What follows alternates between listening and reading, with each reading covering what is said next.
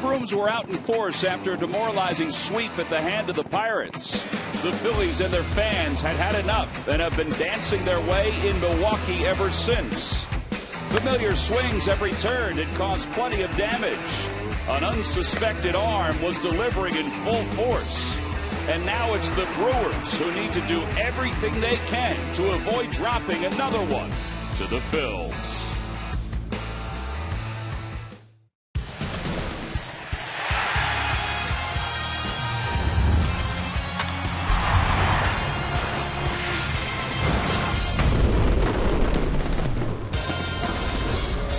I think it's safe to say that this has been a very strange road trip for the Philadelphia Phillies. Then again, 2014 has been kind of a strange year for the Phillies and their fans. The Phillies did not look good in Miami and Pittsburgh, but they've looked great here in Milwaukee. In fact, they're going for the series sweep this afternoon.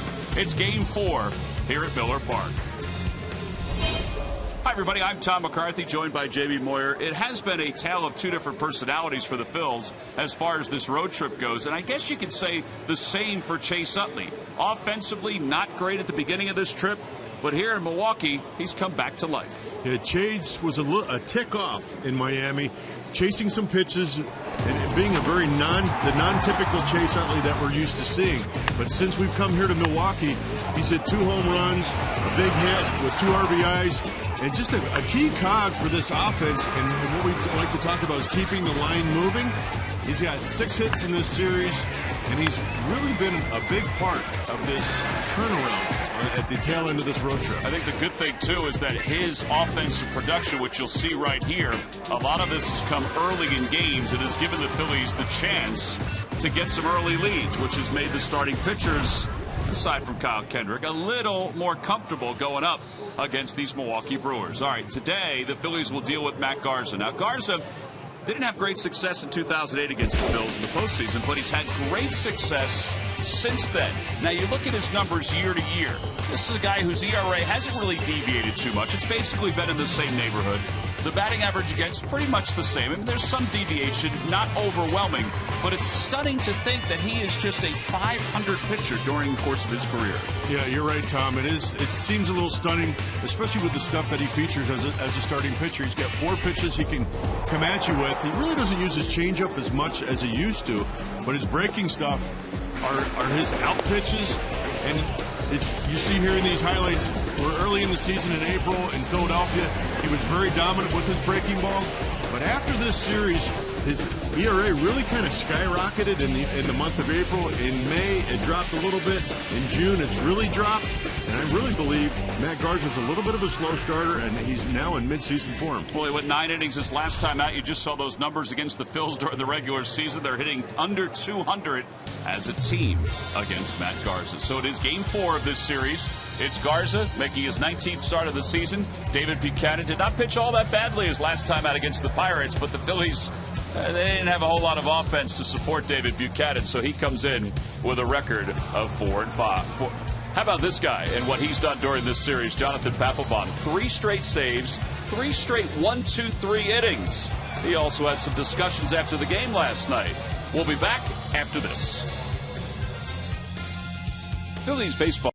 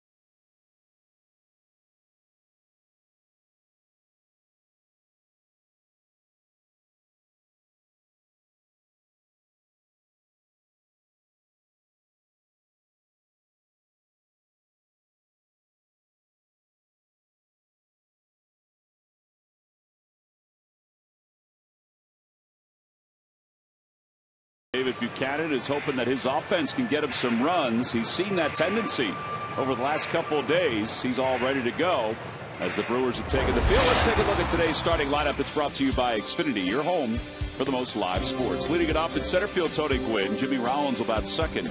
Chase Utley hits third, followed by Ryan Howard and Marlon Byrd. Cody Ashley's over at third base. He'll bat sixth. Dominic Brown will hit seventh. Cameron Rupp will do the catching once again. He'll bat eighth, and batting ninth and pitching is David Buchanan, looking for his first major league hit. And they'll face veteran right-hander Matt Garza, who's 6-5 on the year. His ERA 3.78.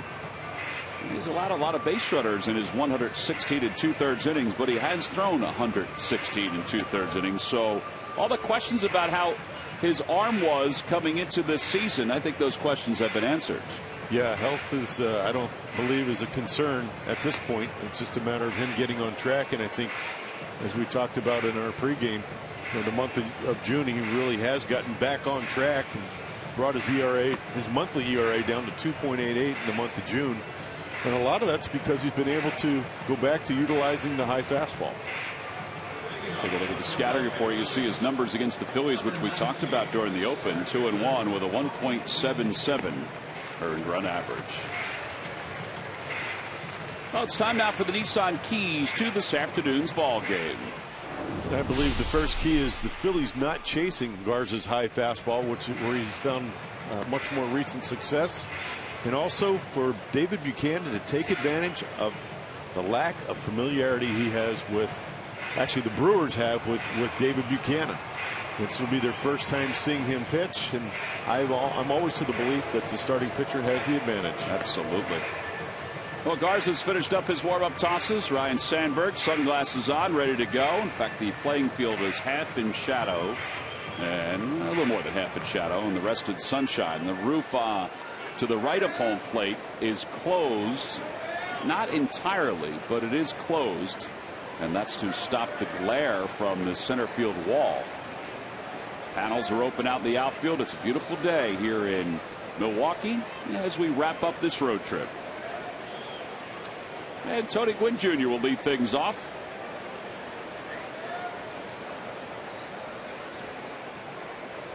Tony making his 16th start of the season. Hitting 174, no homers, and 3 runs batted in. Getting a chance to play center field for Ben Revere today. First pitch of the day is in there for a strike, so we're underway. It's 0-1.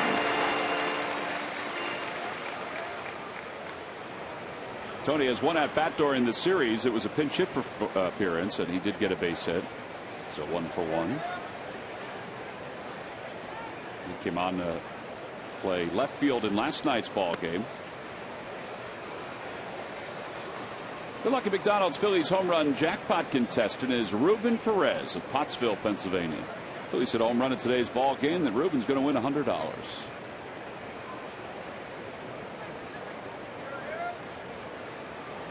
1 ball and 1 strike. Now toward left field. Davis was playing that way toward the line.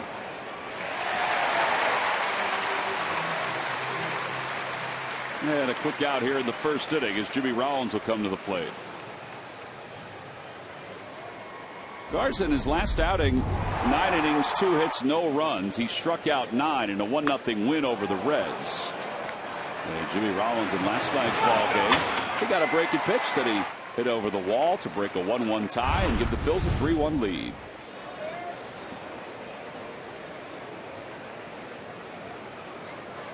Nine home runs now for Rollins. 5 for 32 on the road trip. And he pops it up. Shallow right field. Jeanette, the second baseman, is out there.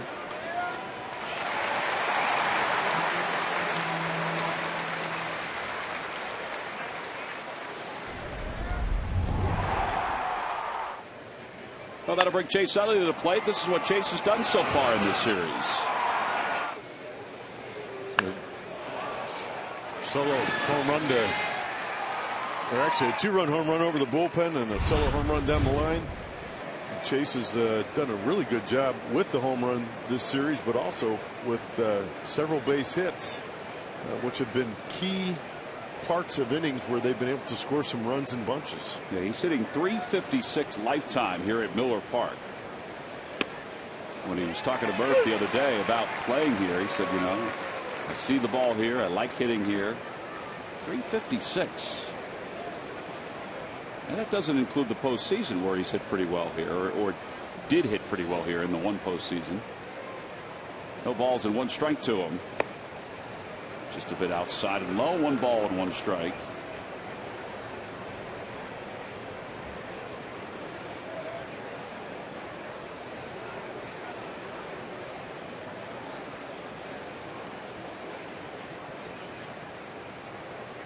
Phillies average at 294. It had dipped under 290. Good part of the year he was hitting over 300. And for a good part of the year was 3rd in the National League in hitting.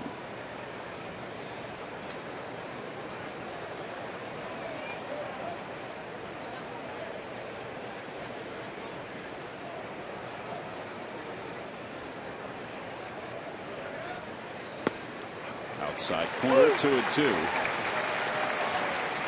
Interesting the shift they have on the left side of the infield. Ramirez is playing way off the third base line, and shortstop is playing slightly up the middle.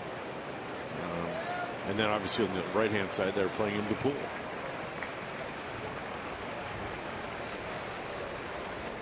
In the dirt, 3-2. So at least an extended at bat here for Utley. 9 pitches, only 9 pitches in the inning for Garza.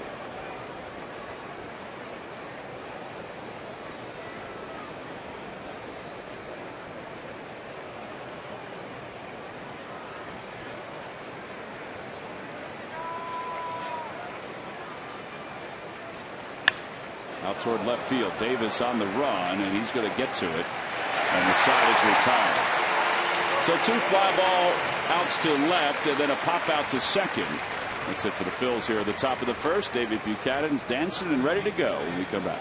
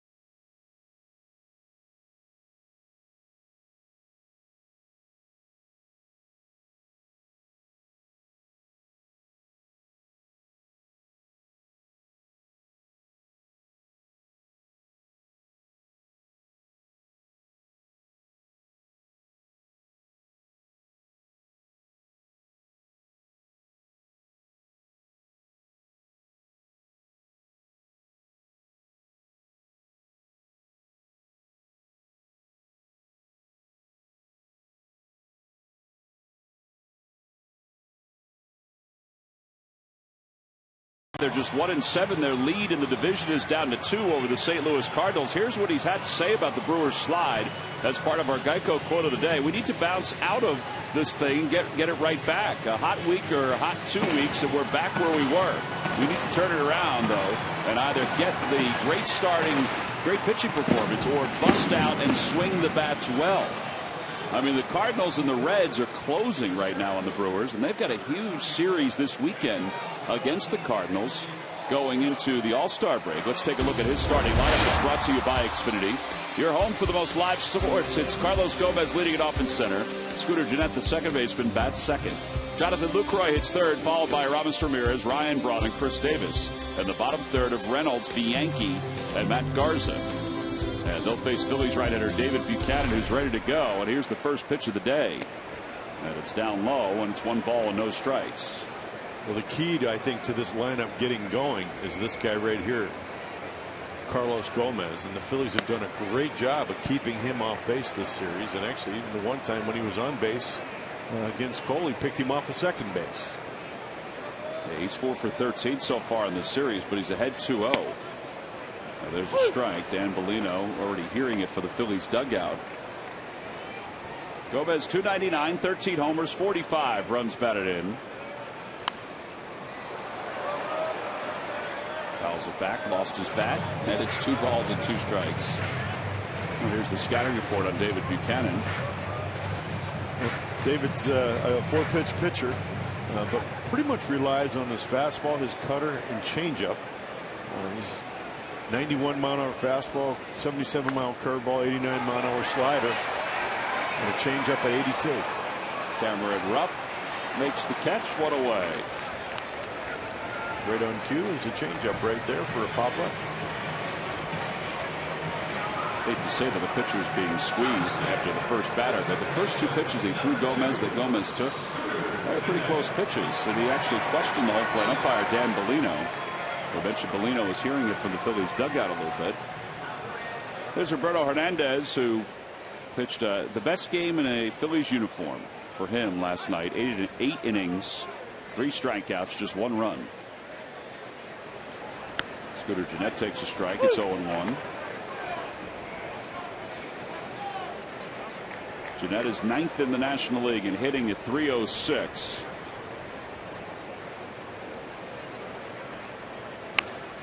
Grounds it foul toward the Phillies dugout. No balls and 2 strikes.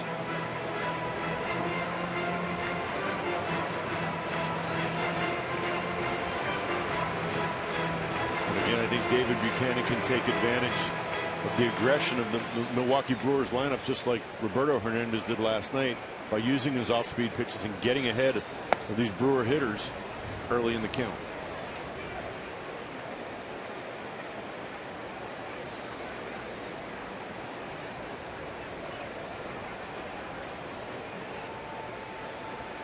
Ground ball back to the mound. Nice play by Buchanan.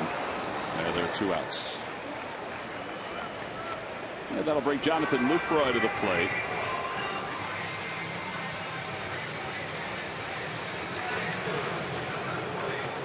Last time out, Buchanan went 6 innings. He allowed 3 runs on 6 hits against the Pirates, but the Phillies only scored 2 runs on his behalf, so they lost that one 3-2.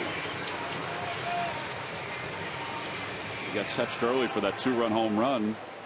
He pretty much settled in after that. Yeah, David's pitched fairly well since he's been up here in the big leagues. Unfortunately, he's lost his last 2 starts. His ERA is going up to about a 4.91. But overall, you know, his first five starts, he had a 5.97 ERA. In his last 4 starts, he's down to a 3.42 ERA. Lucroy takes low. It's 1 ball and 1 strike. Well, he's kind of feeling his way through this whole major league experience. He's had a run of different catchers too. He's had 4 different catchers, although he's used to 2 of them because they were down in the minor leagues with him, including Cameron Rupp, who's behind the plate today.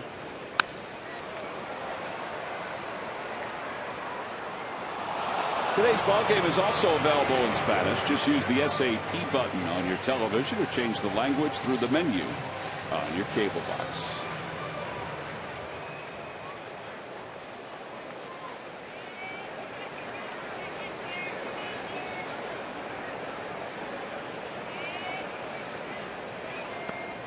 Two balls and 2 strikes. Lucroy is 3rd in the league in hitting at .327. And at some point, when they do open this roof, when the sun gets to its appropriate place, they're going to have to do it at the top of an inning. So it's even or fair for both teams to have the same potential opportunities in the same environment. Yeah, I had forgotten that they did this.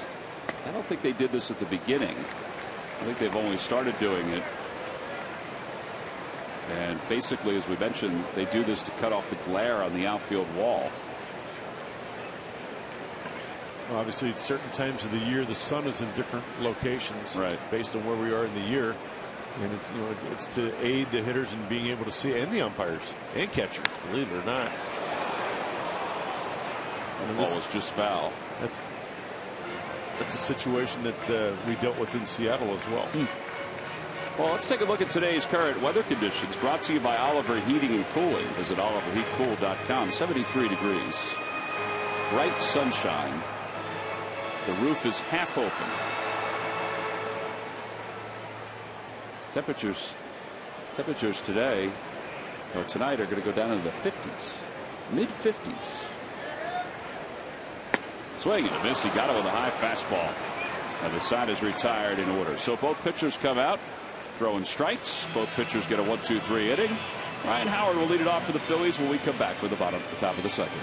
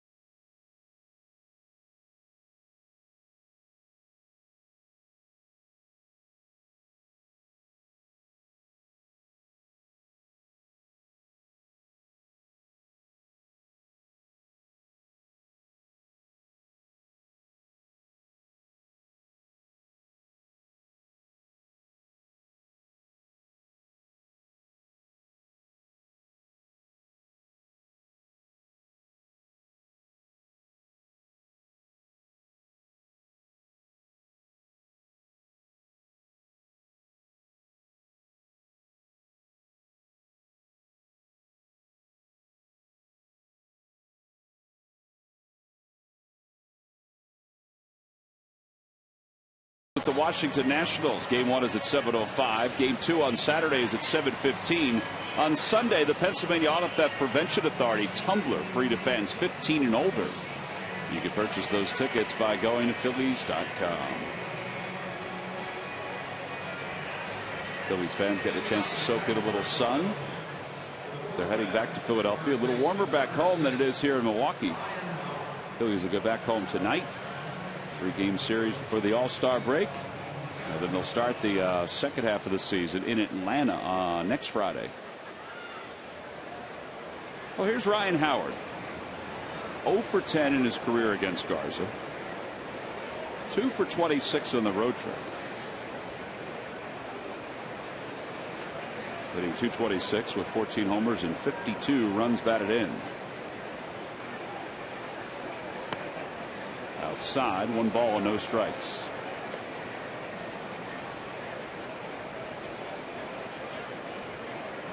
How about Utley, Rollins, and Howard, a combined 4 for 37 coming into this game against Matt Garza. That's the great thing about baseball. You just never know until you have another opportunity. The tides can turn just that quickly. I think part of their struggles is because they haven't seen him a great deal, but he does. He's got a lively fastball. He's not actually pitching to the velocity that he has pitched to previously, especially when he was with Tampa, where he was in the mid 90s. Today, I think he's topped out so far at 90. Got him at 92 miles an hour. But he's, again, as we talked about Kyle Loesch last night, becoming more of a pitcher. I think that's exactly what Garza's doing at this point in time in his career too, especially with having some arm problems. But getting back to hopefully my answer here, I think he's pitched him tough because he's been able to locate 4 pitches, and he's got himself into pitchers counts and not allowed them to get into hitters counts. Fly ball left center field. It's not deep. Gomez and Davis will get his 3rd put out. 1 out here in the second. Time to talk to Murph. Murph, Hey, Tom. Well, you guys started off the broadcast today talking about what a strange road trip it has been for the Phillies, and it certainly has. It started, we left town last Sunday, and, of course, 1 win in Miami, none in Pittsburgh, and now 3 straight here in Milwaukee. And you ask the question why? Well, here is the reason why. Every facet of the game over the last 3 games has been better than the first 6. You see, they've scored more runs in the last 3 games than they did in the first 6 of this series. Home runs almost equal. The starters' ERA is better. Batting average is better. And you take a look at the numbers that the bullpen have been able to do here in the Milwaukee series. So it's all it is. Ryan Sandberg talks about it all the time, putting all 3 facets of the game together. Good defense, timely hitting, and good pitching. They've gotten all of that here in Milwaukee, and that's why they have 3 wins to show for it. Yeah, I think the big thing for them is what Rhino said yesterday, just offensively, just being able to, get those timely hits. The bullpen, we said they were leaking a little bit in Miami and Pittsburgh. Well, they're back to where they were before this road trip. But it's the offense, which has been so vanilla for such a good portion of this year, that's had a pretty good series against these Brewers. And again, another first pitch curveball to Marlon Byrd. We talked about it last night. We've seen on this road trip, we've seen a lot of first pitch curveballs to Marlon. Fouls the 1-2 back, and it remains 1 ball and 2 strikes. Then he followed it with a changeup, and then a fastball that he kind of threw right by him, and then that fastball right there tied him up. Elevated fastball tied him up. He's 73 and 72 for his career, Matt Garza. Who would have thunk? I would have never guessed that.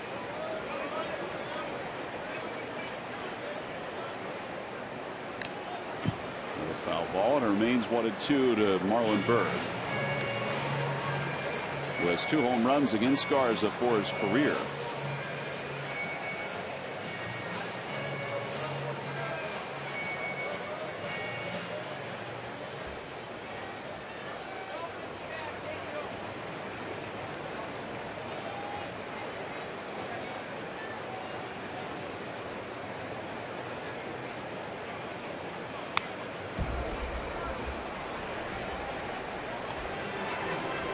On the Toyota Major League scoreboard, the Reds lead the Cubs 4-3. That game's in the bottom of the 6th already.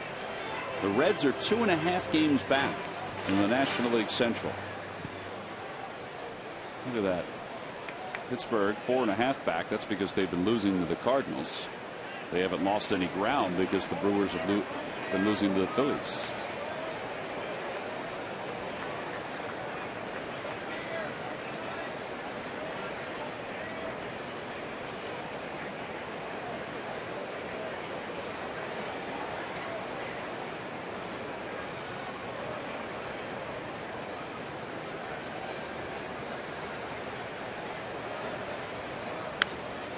Foul. This is a long at bat for Marlon Byrd. I think another thing to be interesting to see today is if or how this roof being half closed has any effect on Dominic Brown in left field. The left fielder standing in the sun, the hitter's in the shade, and that ball coming off the bat, I'm not sure how difficult that is to read. Where Chris Davis obviously has been in this situation probably numerous times this year. This is going to be completely different for Dominic Brown. Yeah, he looks quite comfortable out in left field. Davis does on the 3 plays he's had. It's pretty deep right now. Pretty. He's almost got his heels on the warning track.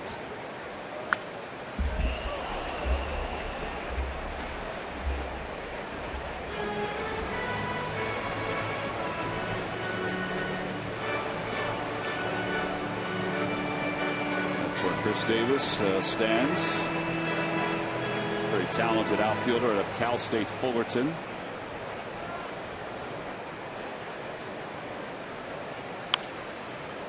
Out toward right field. That'll slice into the crowd.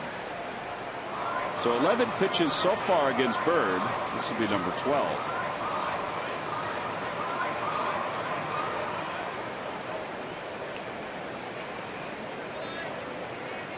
He's trying to work the high fastball here to Marlon with 2 strikes.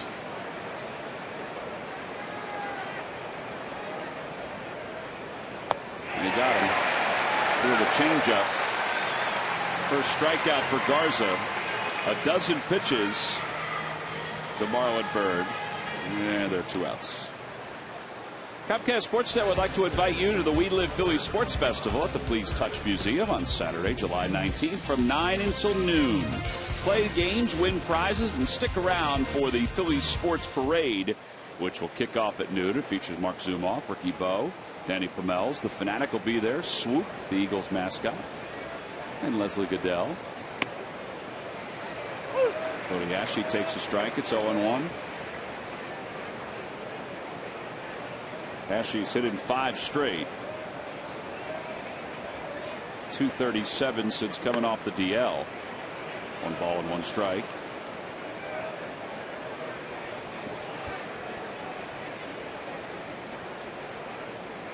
Ashley's 4 for 12 in the series. He has struck out 5 times. And he pulls that one down the right field line toward the pole. It is foul. Just foul.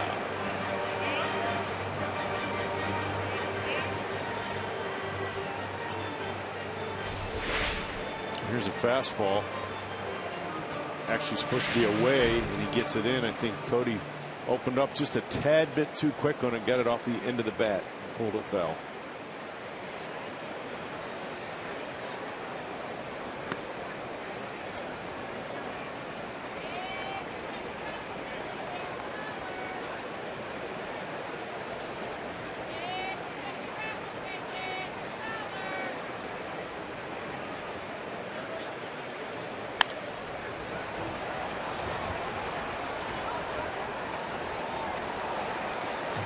Also seen a lot of at-bats with Cody on this road trip where the opposing pitchers have tried to finish him off with changeups down in the zone or fastballs up and in on his hands. That one's out towards center field. Gomez into the sunshine, makes the catch. And that was a changeup that was left up, and Cody just missed it. So 6 up, 6 down, middle of the second. Phillies nothing, Brewers nothing.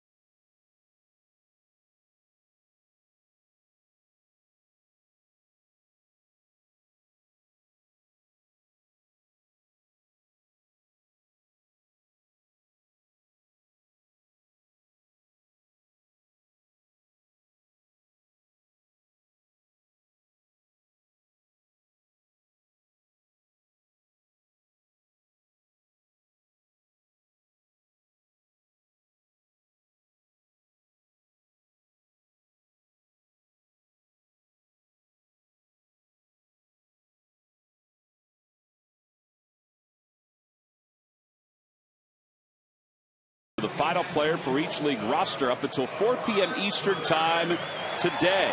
So you've got a little more than an hour. Go to Phillies.com and cast your All-Star final vote for the final 2 All-Stars for the game in Minnesota. Vote at Phillies.com or on your mobile phone. There are the participants. Anthony Rizzo has taken the lead in the National League. I think Chris Sale is still leading in the American League. Ryan Braun, Ramos Ramirez takes a strike, and it's 0-1. It'll be Ramirez, Braun, and Chris Davis.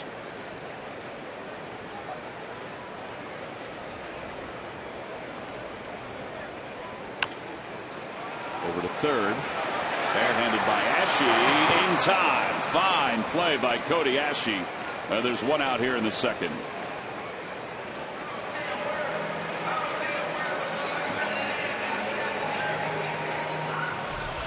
Was a great play here by Cody. Again, he started in the sun as well. Buchanan throws a cutter off the end of the bat. Cody comes in hard and picks that ball cleanly and makes a great play. He makes it actually look very easy. That is a very, very difficult play. Just walking on this playing surface the other day, it's thick, it's lush, and there's very little bumps in it, if that makes any sense. It's true. You know, when the ball hits it, it doesn't seem like it goes, you know, left to right.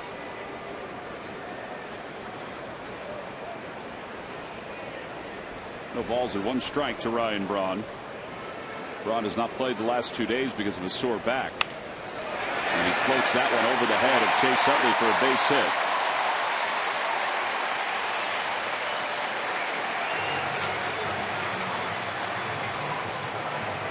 Rod Renicky said that the injury to Braun has enabled him to tinker with his lineup, which is something he's wanted to do over the last couple weeks. And what he meant by that was moving Scooter Gennett to the number 2 spot in the order, putting Gomez back to the leadoff spot.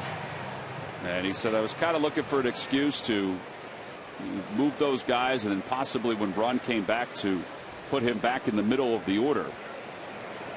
And traditionally he's a 3-hole hitter. He doesn't bat 5th that often. I don't think he ever batted 5th before this year. As Davis takes inside, it's 1-0. I think he batted 3rd every other time he played in a big league game.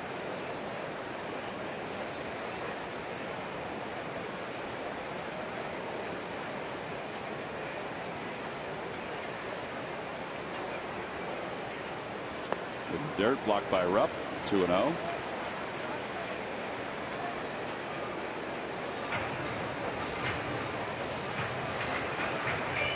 Renicky was asked again today about the lineup, and he said, well, I'm not sure how long we're going to keep it this way. We're just going to give it a look this way for a little bit.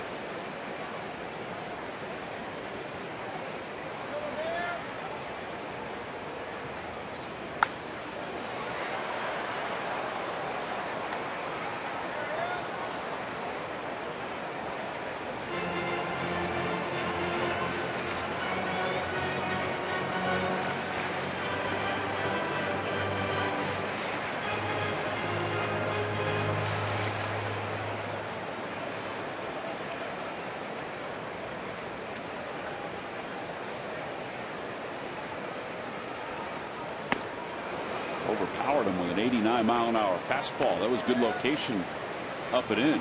He's elevated a couple fastballs here early and thrown them by hitters. And again, here's where I think David Buchanan does have an advantage, that he really hasn't created a history yet with any of these Brewer hitters or any tendencies. You know, they've seen it probably on video, but they haven't seen it with themselves yet.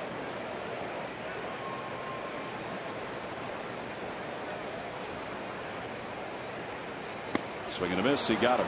That was a 92-mile-an-hour fastball. Second strikeout for Buchanan. And there are 2 outs here in the second. He just throws a fastball down and on the inner third of the plate and just beats Chris Davis with that fastball. Well, that'll bring Mark Reynolds to the plate. He's tied for the team lead in home runs. He's tied with Davis. He has 14. 33 runs batted in. Here's a guy you got to be a little careful with the fastball. You can throw it. It's just a matter of where you throw it. And he really likes to get his arms extended. He's a good mistake hitter, especially with the curveball, the slider, the changeup that's slightly elevated in the zone. He covers the ball away pretty good. That curveball was up and in. It's 1 ball and no strikes. And occasionally he'll spin on a fastball when he's looking in there. I don't know what it is. He's not the biggest home run hitter in Major League Baseball, but for some reason when he connects, if he connects right, it goes a long way. Remember some of those home runs he used to hit in Arizona up into that restaurant in Arizona? Yep. I find when you get him aggressive, when you get him swinging, he then becomes a free swinger. But if you let him get into hitters counts, he then becomes very selective. Over to third, and Ashe gobbles it up. And the side is retired. So no runs, 1 hit, and 1 man left. We've played 2 here in Milwaukee. It's the final game of this 4-game series, and we're scoreless.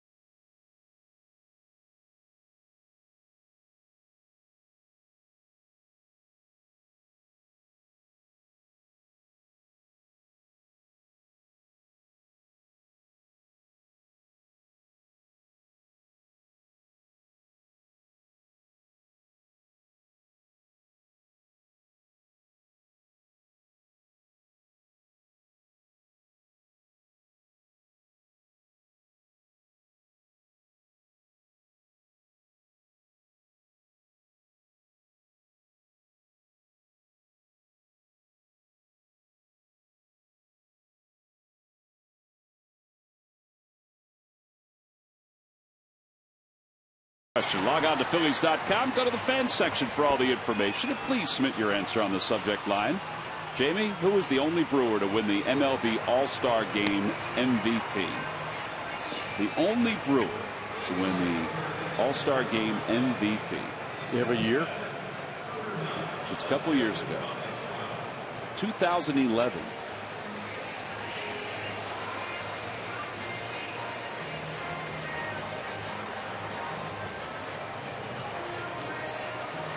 Dominic Brown will lead things off. Brown is 3 for 11 so far in this series with 2 runs scored. 4th on the team in RBIs with 42.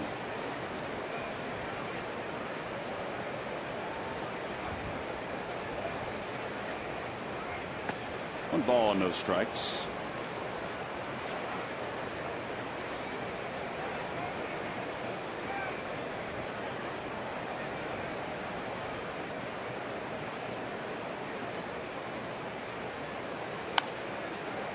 One of the things that stood out about the Phillies, and Murph was talking about these numbers before, is the runners in scoring position numbers. 7 for 20 against the Brewers in this 3-game series, now 4 games. Prior to that, from the 21st of June till the 6th of July, they were at 148 with runners in scoring position.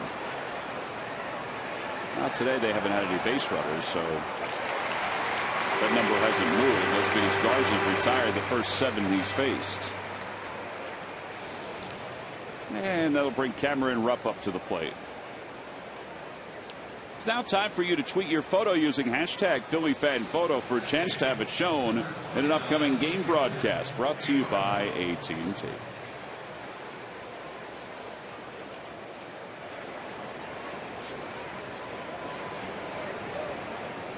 Rupp getting a chance to start again today after going 2 for 3 with a run scored and an RBI in yesterday's ball game.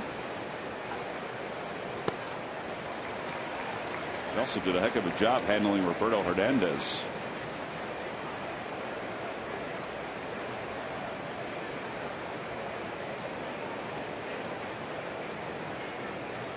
Rupp told us last night that Roberto was very good in the bullpen before he came out.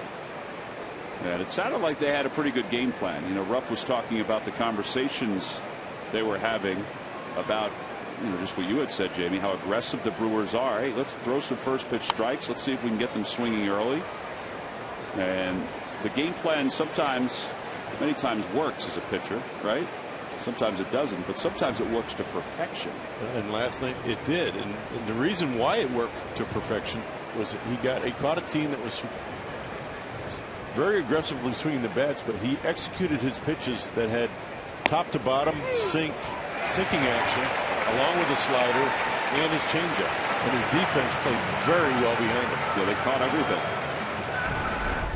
Rupp is down looking on strikes. Buchanan's coming up here. The highlights last night for Roberto. Everything you're seeing right here, even if it's just a small glimpse, that's exactly what he was for 8 innings. Yeah, and this is what Roberto, I mean, if he can start to repeat this, I think, not that I think, I know that he can have these consistent results outing after outing after outing. But he has to bring that to the table each and every outing. He's got to want to do that. 12 ground outs. He did have 9 flyouts, but 12 ground outs and then the 3 strikeouts. 0-2 to Buchanan.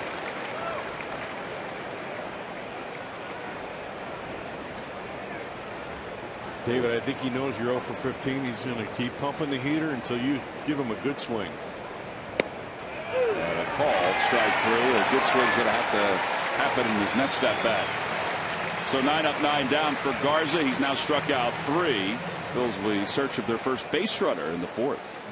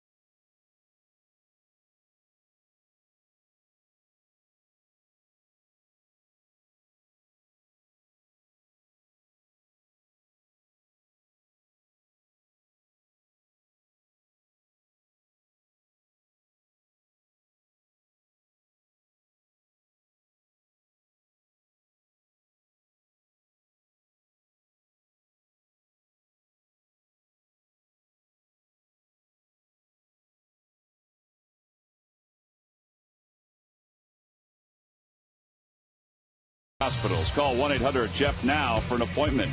By the Pennsylvania Lottery. Benefits older Pennsylvanians every day. And by the Quality Plus Sports Stores. Go further. Bottom of the 3rd inning.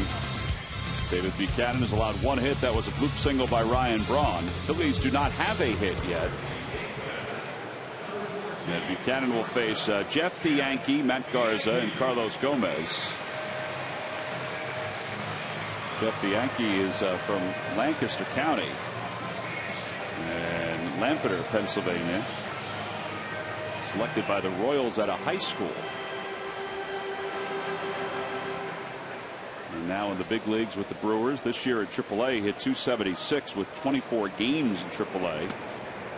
After being sent down, playing shortstop today for Gene Segura, who's got the day off because he's mired in a slump. The Yankee takes low. It's 2 balls and no strikes after showing bunt.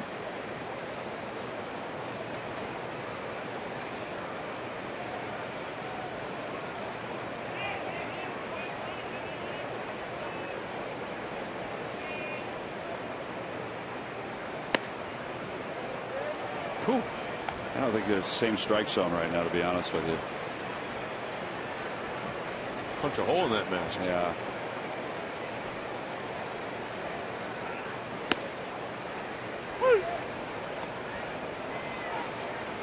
Not like neither one of these pitchers have not been throwing strikes. Yeah, both of them are right around the strike zone. It's low, ball 4. So the first walk of the day for Buchanan. And now Garza's going to be up there to try to sacrifice the runner up to second. ago. Cameron Rupp was called out on strikes in his first at bat in the top of the third, and he said something into the home plate umpire. And I think some of it was what we're talking about. I don't know if Buchanan's getting the same pitches that Garza's getting.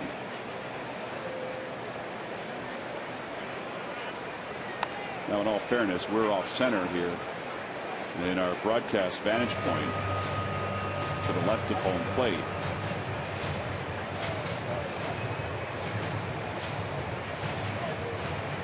That's Dan Bellino, the home plate umpire.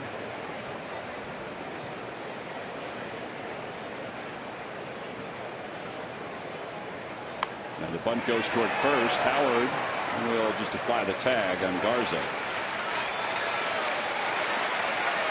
It wasn't a perfect bunt by Garza, but Ryan, after taking a look at the Yankee, who got a great jump off first, decided to apply the tag and not fool around. So one away. Garza sets up very well and gets an elevated, somewhat of an elevated fastball. But again, here we get in a situation, we got a strike on a pitcher. We're just throwing him another fastball right down the middle. How about throwing a cutter or a curveball? A changeup. Make him earn the opportunity to create the sacrifice bunt. Yeah, his technique didn't really have to deviate too much.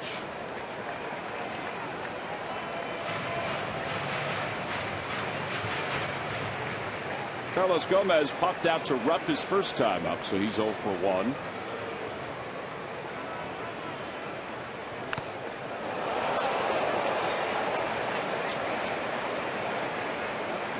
He either needs a haircut or he needs a bigger helmet.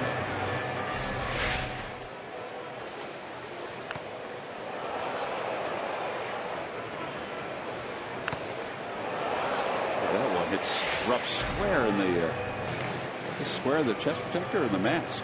He's a chest protector. Talking to his bat.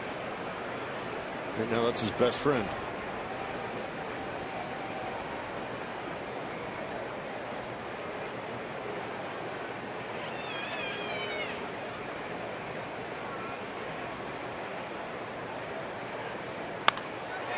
Fly ball left center field. Tony Gwynn Jr. is under it. The Yankees tagging from second, and Gwynn has a much better arm than Ben Revere. There are 2 outs. Ben's not playing today because of a sore ankle. And Tony getting the chance to roam center field. San Francisco Giants and the Phillies will see each other for the first time on Monday, July 21st. All part of a 4-game series at Citizens Bank Park. It wraps up. It's always fun with the Modell's Kids Run the Bases after Thursday's Citizens Bank Business Person Special. For tickets to that series and for all remaining home games at Citizens Bank Park, you can go to Phillies.com. Here's Scooter Gennett. He's 0 for 1. He went sharply back to the mound his last time up.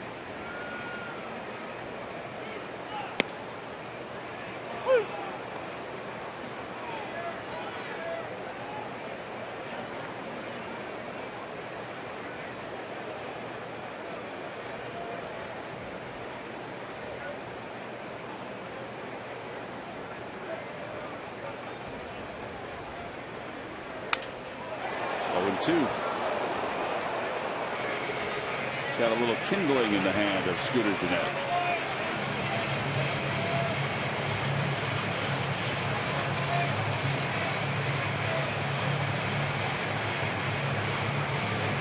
I really like the way David Buchanan's attacking the Brewer hitters.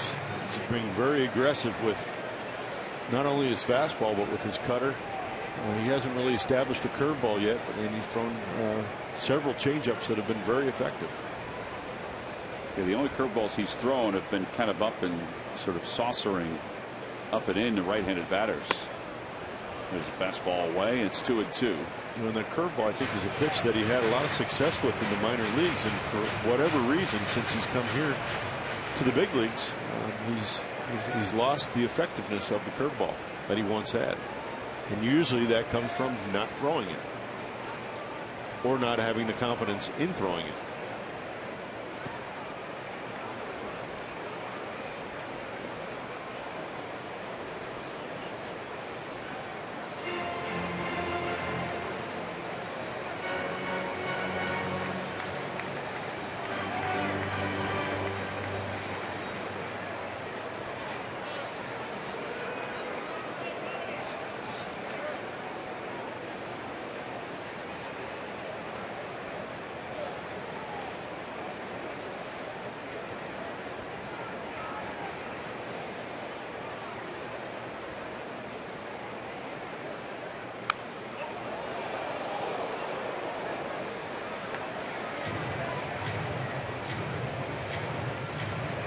It was a very protective swing right there. You could see the ball was away, slightly elevated. And Jeanette really didn't have a good pass at that ball. He just kind of stabbed at it. That's unfortunate. Yeah, Scooter Jeanette saw that foul ball had hit that young girl, and he was wandering away from the batter's box. Inside, 3-2. Dan Bolito, the home plate umpire, keeps looking over.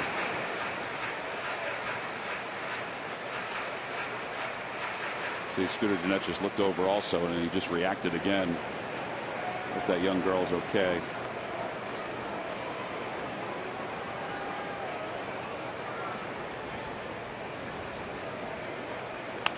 Over to first. That's a foul ball. He hooked it out front of an off-speed pitch. So Bianchi goes back to second. He's aboard after a leadoff walk. Sacrificed up to second base.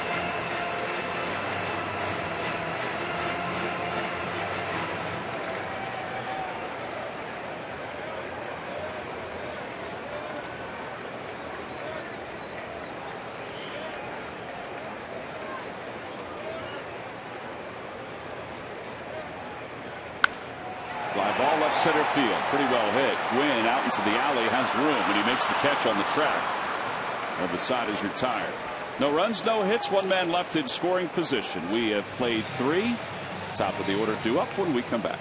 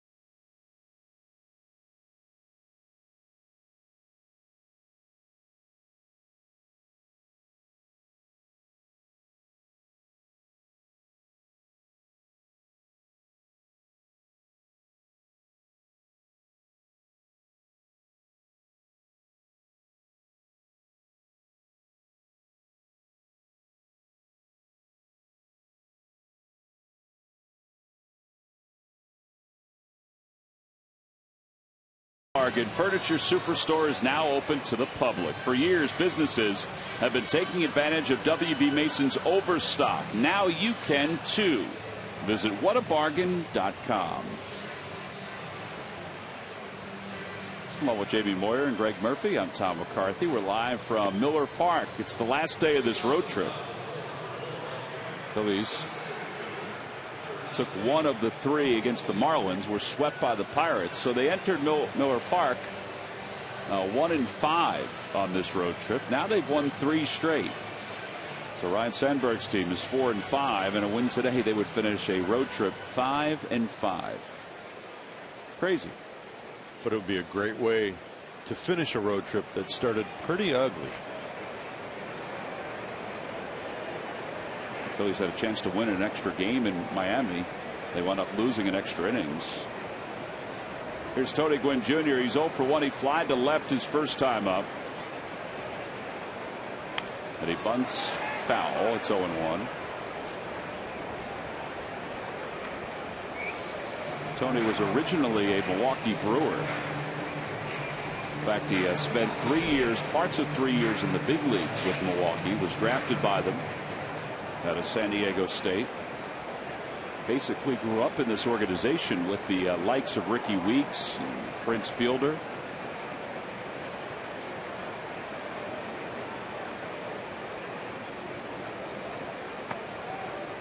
One ball and 1 strike.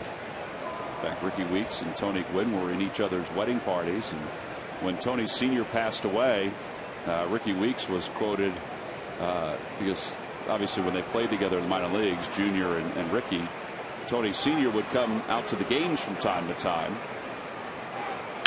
As that one is hit toward left, playable for Davis, and he makes another catch. What a way. And I remembered one story where they were talking about a guy who had a pretty good changeup, and Tony Gwynn Sr. said, "You can't see the fingers on the ball?" And Ricky Weeks looked at him and said, "Hey, we're not all Hall of Famers. We don't all have Hall of Fame eyes." And he said he was a great teacher, and the relationship that he had with Junior sort of carried over to that relationship with Senior. One man down here in the fourth. Jimmy Rollins is the batter. He popped out his first time up. And it's no balls and 1 strike to Rollins.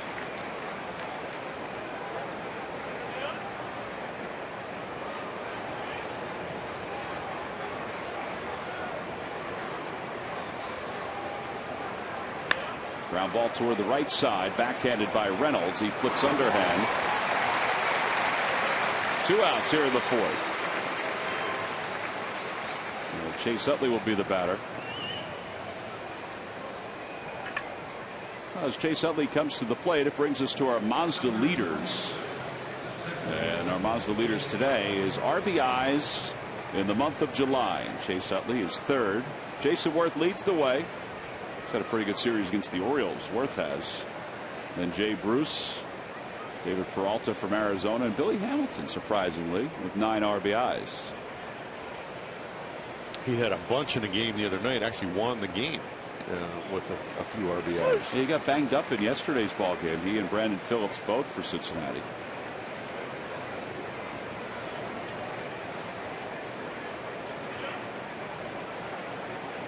No balls and 1 strike to Utley. Fly to left his first time up.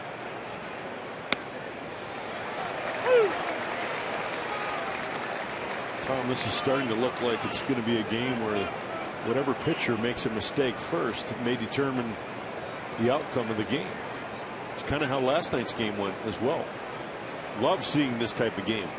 Yeah, Loesch and Hernandez, was basically 1-1. They both were pretty comfortable at one point. And in these types of games, every pitch has a meaning. And this is what, to me, is so interesting about these types of games. Yeah, Loesch at one point retired 13 in a row before the Phillies scored 2 in the 6th to back the pitching of Roberto Hernandez. Outside, 2-2. And let me see, Roberto, if I'm not mistaken, walked Schaefer in the 5th inning last night, then retired 12 in a row, and then Papelbon finished the game with 3 in a row. So the Phillies ended up retiring the last 15 hitters in a row.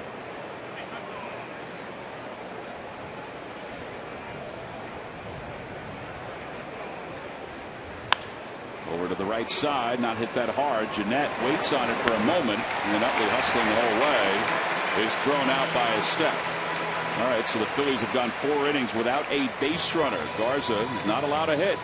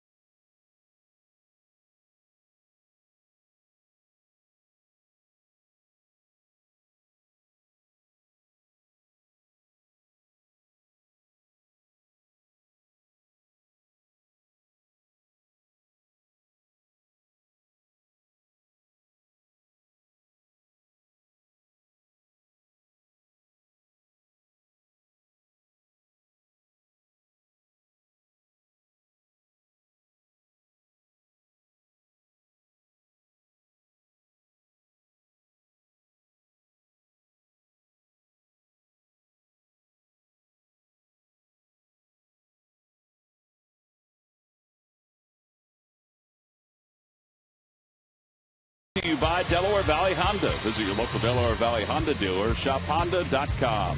By AT&T, mobilizing your world.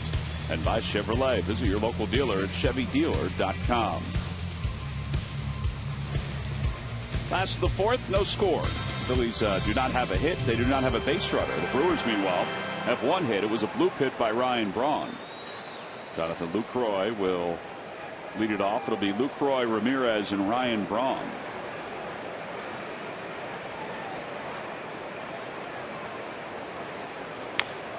Over to third. Lucroy hit that ball, and then he looked over into his own dugout as he was running up the line. I don't know what he was saying or what he was doing.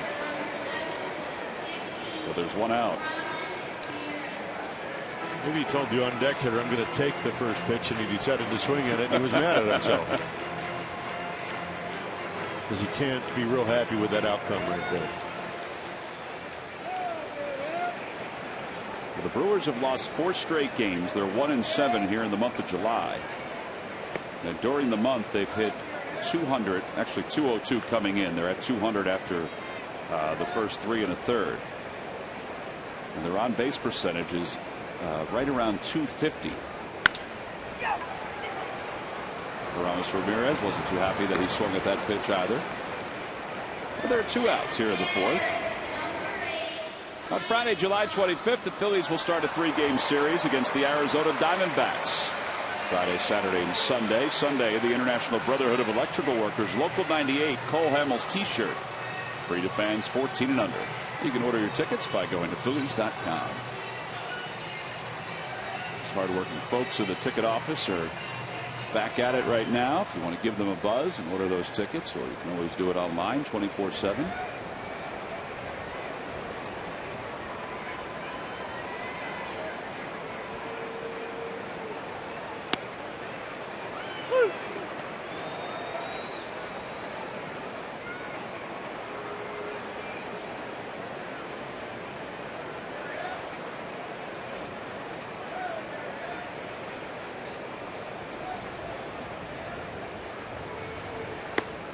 Umpires don't even ask for time anymore when Braun steps in the box. He's got this routine, which is similar to, I don't want to say no Mark Garciaparra, but it's the same routine all the time. Like the hand goes up, nobody's even asking for time. The umpire's like, all right.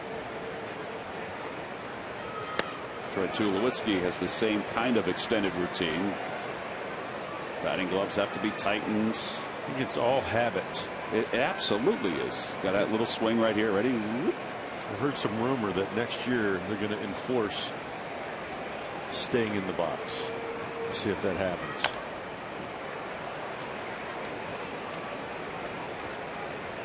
Now you can say we'll see what happens, because we hear that all the time. Year after year after year. So we'll see if that eventually does become established. I'd love to see it. It's, you know, the pace of the game. You think about you think, well, it doesn't take that long. But if every hitter does something, it adds up. Swing and a miss on a curveball. 1-2-3 go the Brewers here in the 4th inning. Well, David Buchanan has picked up right where Roberto Hernandez left off in last night's ball game. He's only allowed 1 hit through the first 4.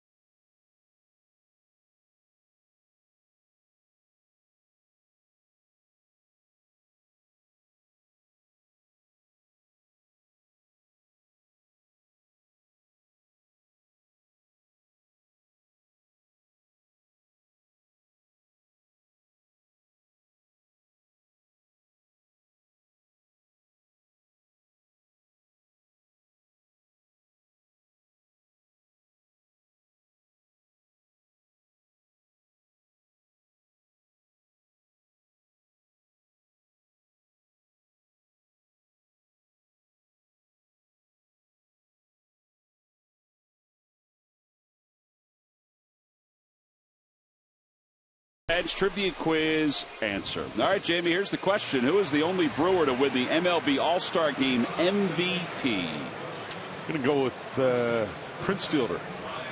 Prince Fielder is correct. Back in 2011. Prince now plays for the Texas Rangers, although he's out for the season after having neck surgery. He's become a model also. Just did a spread for ESPN's most recent magazine, The Body Issue. Ryan Howard will lead it off. Howard fly to left his first time up. Garza has faced 12. He's retired all 12. Breaking ball in there. It's 0-1.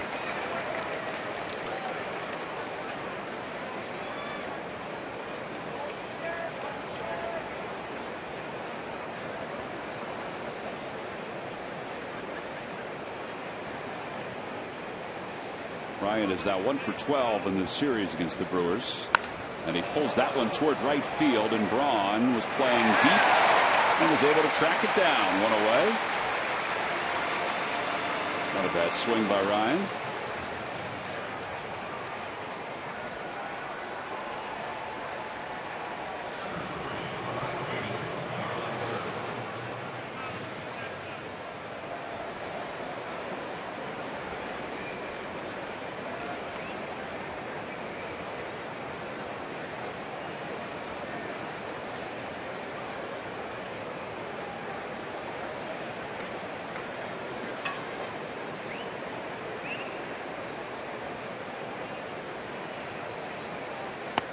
High, 1 ball and no strikes.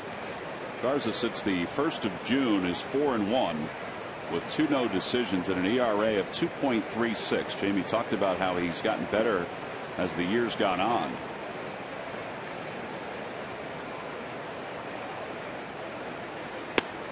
One ball and 1 strike. Got any theories on why a pitcher gets better as the year goes on? Is it just strength? Is it just conditioning? I really don't. I can't speak for anybody else, but to me, when that bell rings, you're probably not in peak. You're in shape, but you're not quite yet in pitching shape. And I think as you get through the month of April, you start to pitch. You get your legs underneath you more, and you get yourself into better pitching shape. You see his numbers, his ERA actually by the months this year and for 2014, where you can see exactly what I'm talking about. And he's gotten better. He's got 13 1/3 scoreless here in July. That's because his last time out he went 9 innings, allowed 2 hits against the Reds in a 1-0 victory. 2 balls and 2 strikes to Marlon Byrd.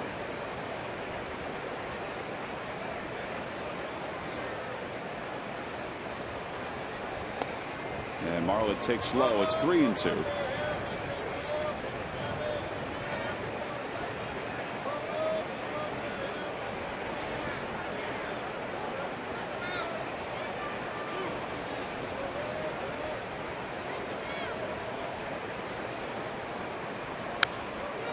Marlon had a long at bat his last time up, and that was the only other time that Garza has worked a 3-2 count.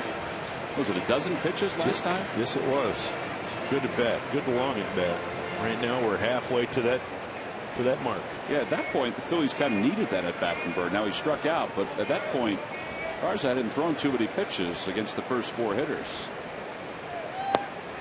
And there's ball 4, the first base runner of the day for the Phils, a 1-out walk here in the 5th inning. What Philly sports topics are you fired up about? Tweet at PST on CSN, and Michael Barkan could discuss your tweet on Philly Sports Talk, presented by Comcast Business tonight at 5 on Comcast Sports. I'm sure the Phils, they were always a topic of conversation. I'm sure Jonathan Papelbon will be a topic of conversation after his discussion with the media last night about wanting to play for a contender. Jim Salisbury from CSNPhilly.com was one of a handful of writers who was part of that discussion yesterday, and they said Papelbon was open and honest with his discussion, and even said that, hey, listen, I love the way this bullpen is going right now. I'd love to be around to see these guys continue to get better. But his feeling is, and Ruben Amaro said today that he has no problems with this, is that he wants to play for a winner. And right now the Phillies, 11 games under 500, they are not a winning team. And I totally get Jonathan's comments, and he'll stand behind it. And Jonathan has done a fabulous job this year as a closer for the Phillies, and I'm sure his value is where it needs to be, and I'm sure there's probably some clubs that are interested. Oh yeah. But you know, he also realizes too, look at some of these young kids, they're not going to have any problems filling his void as far as closing, but they will have a problem with the experience side of it. And that's, you know, but again, you're developing young kids in your organization, and he was that guy at one point, you know, back in the day when he was with the Red Sox. Yeah, and he, you know, the conversation wasn't matter of fact at all. I mean, he was waiting to talk about last night's ball game when the writers approached him about it, but all the writers have talked about how open and honest he was, and kind of matter of fact in some of the ways he responded to it. And there's no question that as the Phillies get closer to the trade deadline on the 31st, there are going to be guys, as Ruben Amaro has said, that are going to be moved, and he's one of the guys that's having success right now, and you would think that he would be one of the guys that would be moved. Oh, and Jonathan wants to win, and he realizes, you know, this is probably the situation where, you know, I'm probably not going to contend for the playoffs this year, and this may be an opportunity for him to go to a contending team. You know, you're never guaranteed that you're going to win if you move on, but your chances may be slightly better. As she takes low, it's 2-2. So A.J. Burnett and Marlon Byrd, those are two other guys that are always part of that conversation as well. And I think, as Ruben has alluded, you know, there's a lot of people on this team that potentially could be available if the right deal is out there. First time today, Garza's working from the stretch. Yeah, the 2-2 pitch coming to Cody Ashton. Down low, 3-2. And I think that's why it's important too for the organization to be real in what they think their needs are, what their immediate needs are, and what they think potentially what their future needs may be. And again, what is being offered back to the club and how quickly they can turn this around. There's nobody that wants to turn this around more than the front office. Bird goes. The pitch is popped up. Shallow center. Jeanette and Gomez are out there, and it's Gomez who comes hustling in to make the catch. Yeah, there are 2 outs. And Dominic Brown will come to the plate.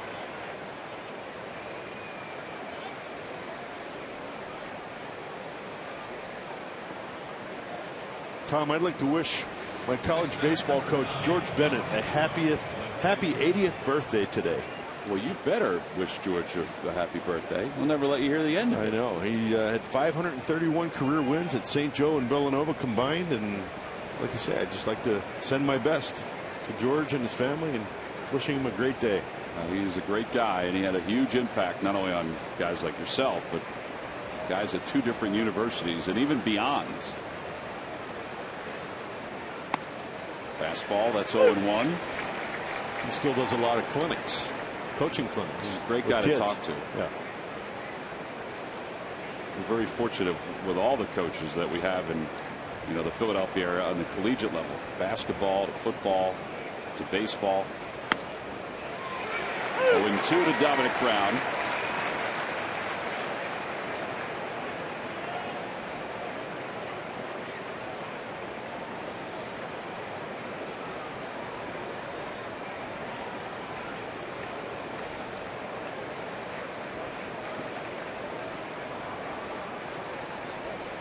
Now Lucroy goes out to talk to Garza.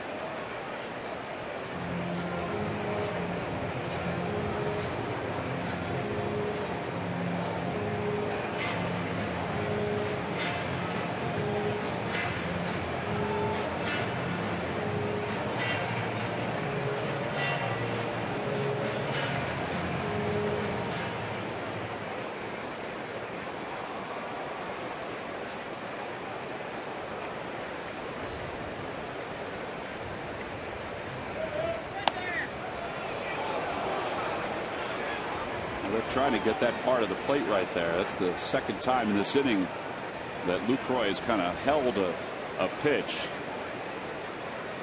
Last time it was Cody Ashe.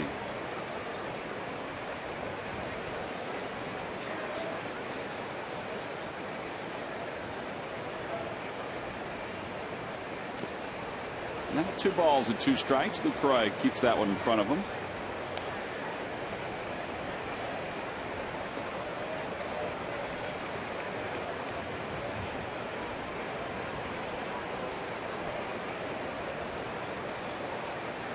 Garza's tempo is nowhere near the way it was when he was working from the windup.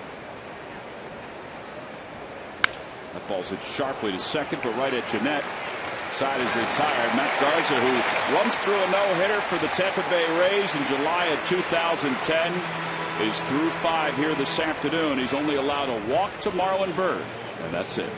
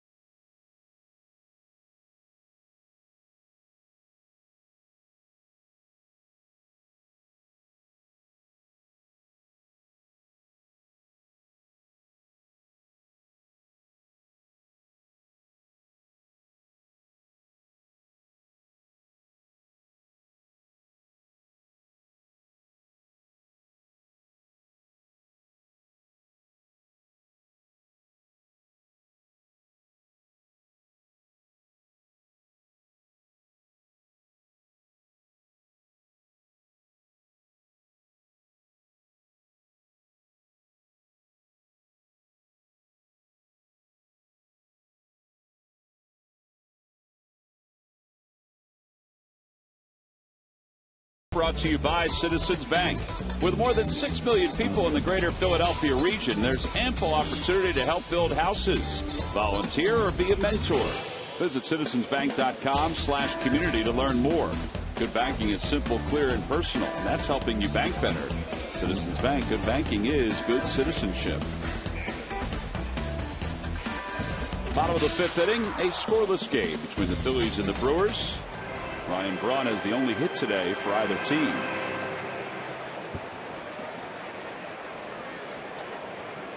Chris Davis struck out his first time up. David Buchanan delivers.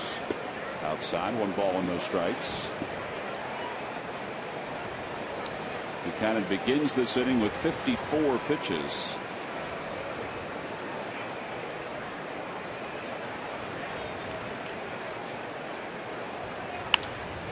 Ground ball to shortstop. Rollins up with it. And a good clean throw over to first in time. So that's 7 in a row retired by Buchanan. Mark Reynolds is coming up.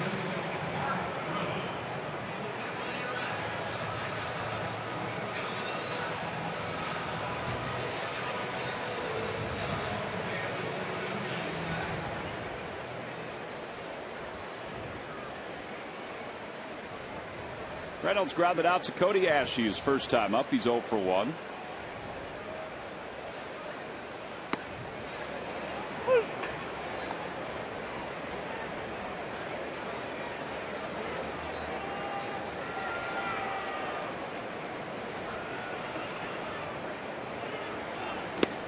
Good pitch. Threw him a curveball. He's thinking fastball, and he wasn't ready for it. Let's go back to that at bat with Braun where he threw the second curveball he threw was a really good curveball, and all of a sudden I think he found something. And he hit it. So Reynolds is hit by a pitch. Third base runner today for the Brewers.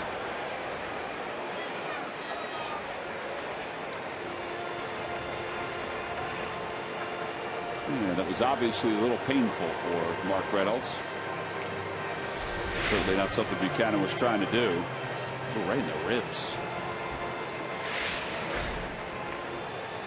Jeff Bianchi's coming up, and it's time for the Major League Notebook. Murph.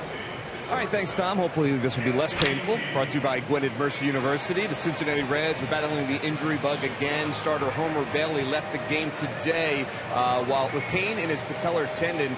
He injured the knee when he was trying to stop mid-motion throwing a pitch. The trainer came out. They took a look at him and decided that he could not continue that game. So Homer Bailey is out. We'll keep you posted on that one. And Major League Baseball has announced the top 20 jersey sales for this season. And guys, any guesses on who might be #1 top jersey seller? My guess is Mike Trout. I would say Derek Jeter.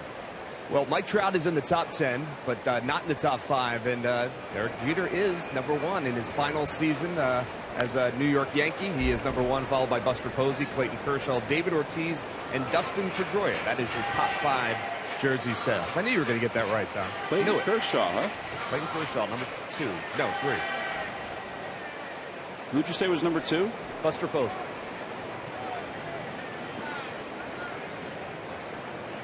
No balls and 1 strike to Bianchi. Over to third. Ashe backed up on it. Still goes to second for 1. So they get Reynolds. 5-4 on the putout. And there are 2 outs now for Matt Garza.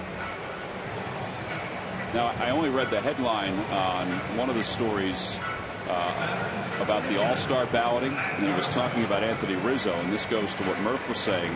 Folks were wondering, well, how is Rizzo leading the final vote? Well, Cubs fans are obviously voting, but apparently he is, Murph, correct me if I'm wrong, he is broken into the top 10 in jersey sales. He is on the list. I don't think he's in the top 10. I think he's maybe top 10 National League. Maybe that's what it is. Yeah, that's probably accurate. Yeah, top 10 in the National League. Yeah, it was the story about he and Chris Sale, how both of them are leading the American League for Sale and Rizzo for the National League. And in that, there was part of the headline was his jersey sales had reached into the top 10.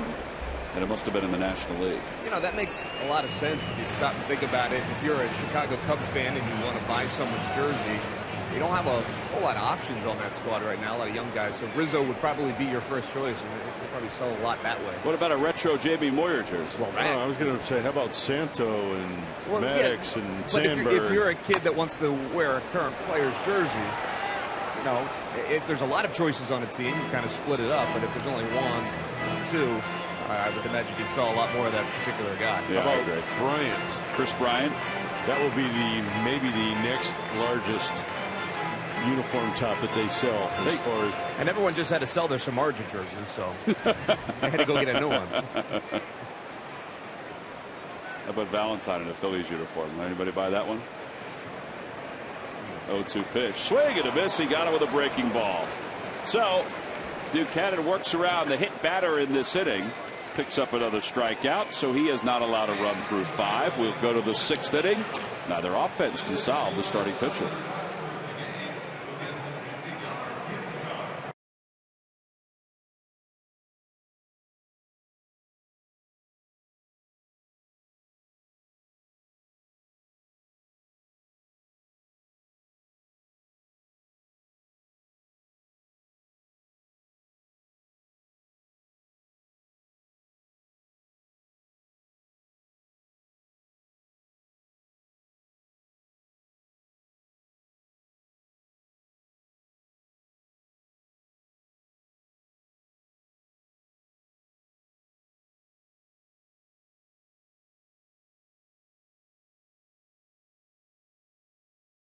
Named the starting second baseman for the 2014 All-Star Game.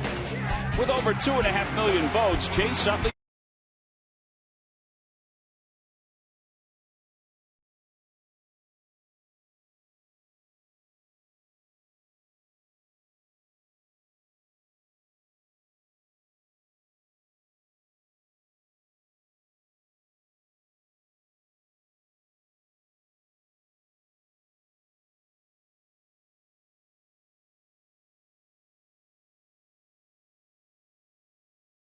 was named the starting second baseman for the 2014 All-Star Game. With over 2.5 million votes, Chase Utley was easily the fans' pick to represent the Phillies in Minneapolis. In All-Star Game history, only Hall of Famers Ryne Sandberg and Joe Morgan have started more games at second base for the National League. Chase is respected all around baseball for the same reasons he is beloved in Philadelphia. And his 6th trip to the Midsummer Classic is brought to you by Independence Blue Cross. Live fearless. Oh, Ryne Sandberg hopes that Chase Utley will get a chance to get up in this inning because the Phillies have not managed much offense against Matt Garza.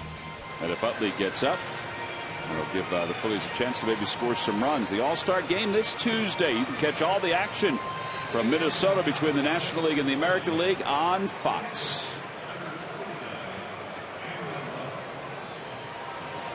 Garza is not allowed to hit through 5. He's allowed a walk. That was to Marlon Byrd in the 5th inning.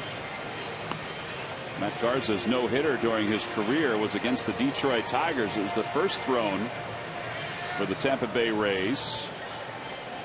He beat the Tigers 5-0 back in 2010.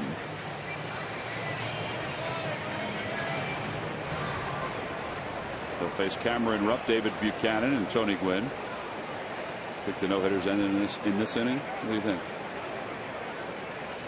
Next inning. 7th inning. All right. Although I thought about it last inning. I'm going to make a call right here. Cameron Rupp's going to get a hit? He's going to hit a home run. Oh. Dinger time. He's out for a little revenge from that last at bat. Yeah, he was overmatched in that last at bat. That's the pitch he struck out on right there. He was called out.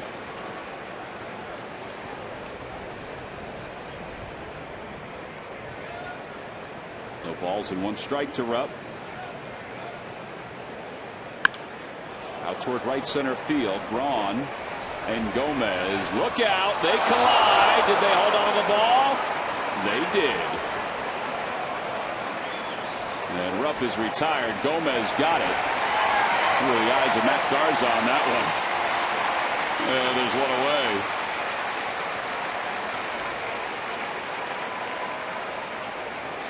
Well, that certainly is not going to make that back feel any better. No, and looking at watching Carlos Gomez walk away from that play, he doesn't look real happy. Well, he's right there. He says, I got it, I got it. Now, he did call it late. I don't know if he was calling it beforehand. And I have no idea if Braun was calling it. There's a strike to David Buchanan. Well, getting your first hit and breaking up a no-hitter right here. They're both lucky. Neither one of them got hurt. Look at woo. A ball and 1 strike to Garza.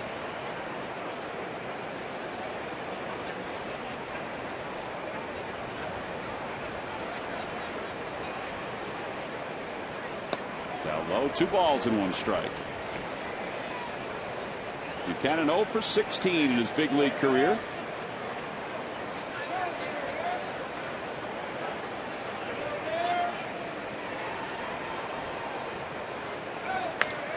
To the right side.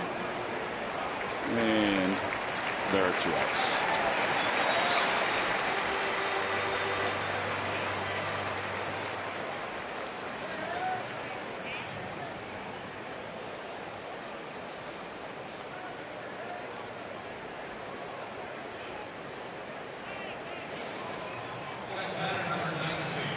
Now gone 14 2/3 here in July in 2 starts without allowing a run.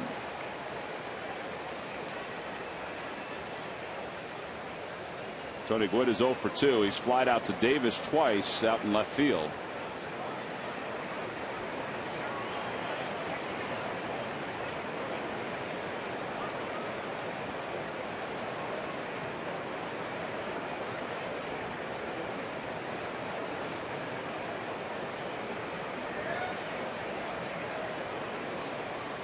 Breaking ball, and it's 0-1 to Gwynn.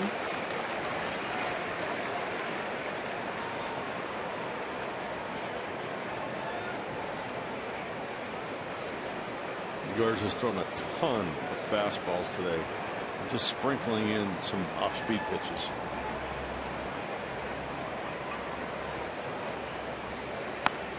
Going 2.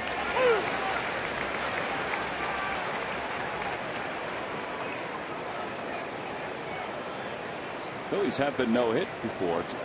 Josh Beckett no-hit them earlier this season. They've had a lot of games this year where they've gone 5 innings without scoring a run. The first 5 innings without scoring a run and not getting a hit. Ground ball to shortstop. The Yankee has it. Side is retired in order. So Garza's now through 6 innings without allowing a base hit. Fans are certainly aware. We'll go to the bottom of the 6th. It's the Brewers nothing, the Phillies nothing.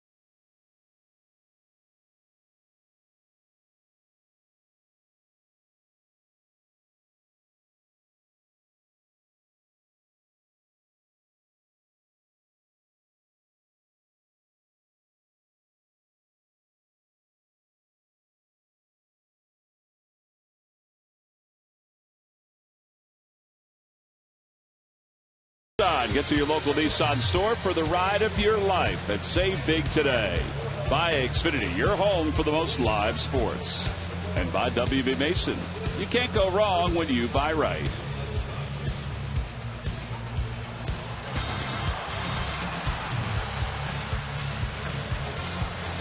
Well, I'm not sure if this is allowed or not, but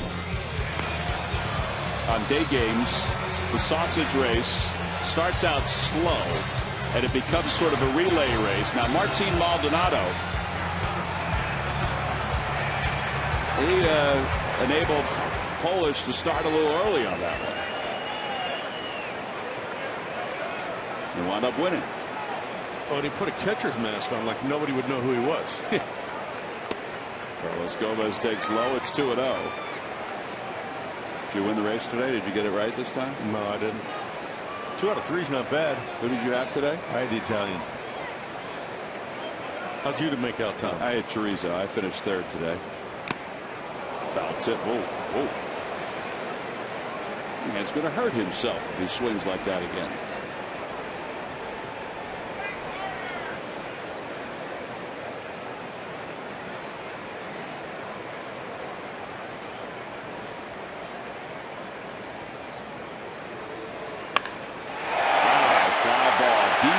Center field. Gwynn going back, and the Brewers have the lead.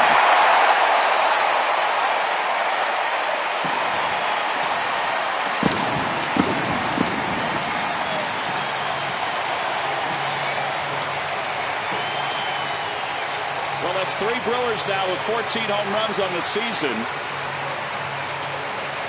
Gomez now 13 for 32 against the Phils. See a fastball right there. Doesn't get it quite in enough. Looks like it's on the inner 3rd and down. Carlos Gomez knows how to cheat a little bit and get to that ball down and in, and boy, he gets around those bases pretty quick. I enjoy it. I enjoy it.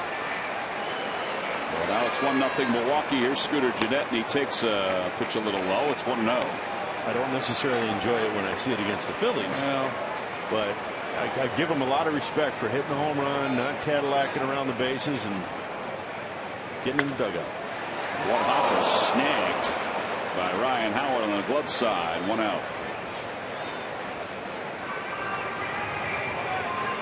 Well, the first run allowed by Buchanan for either pitcher, I should say, today. Buchanan's only allowed 2 hits. Jonathan Lucroy is now the batter.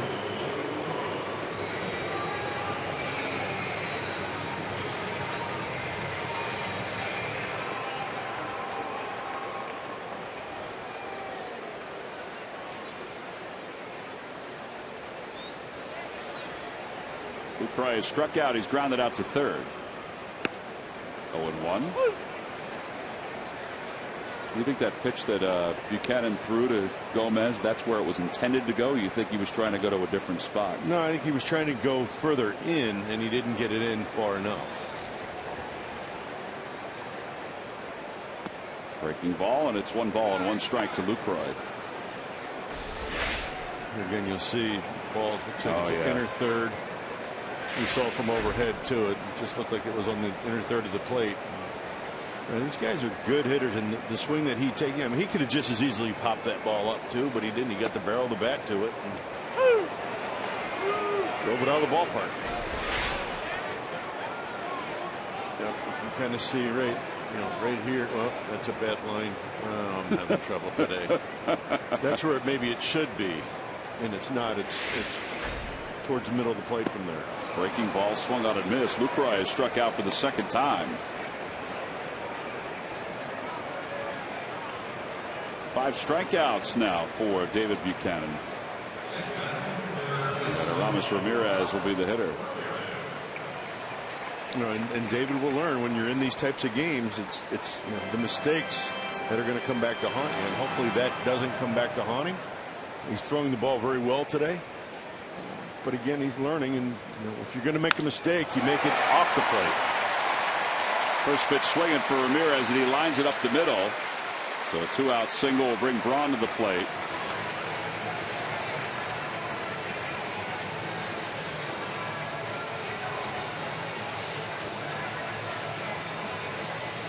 That home run by Gomez was the 4th of this series for the Brewers. It was their 5th home run here in the month of July.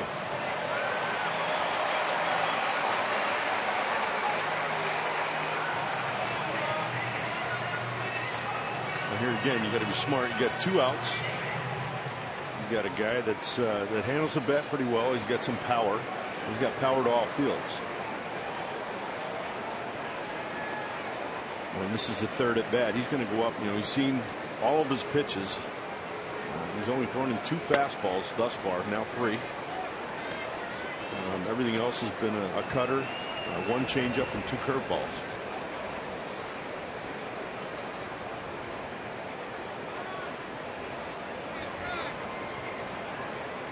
Ryan Braun's one of those hitters that when he gets his arms extended and gets the ball slightly elevated out over the plate, he can hit it pretty far. Yeah, even with his bad back.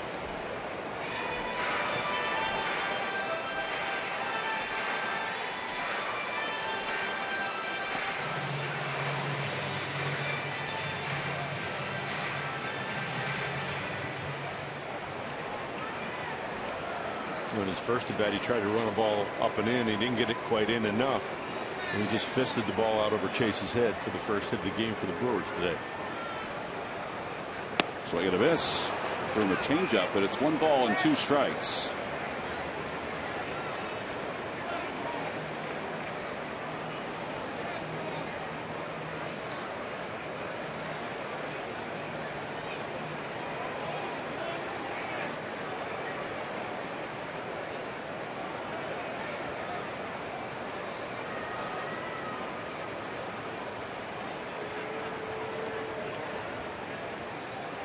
Ramos Ramirez not really a threat to run, but Buchanan just keeping him close over at first. With a calling card.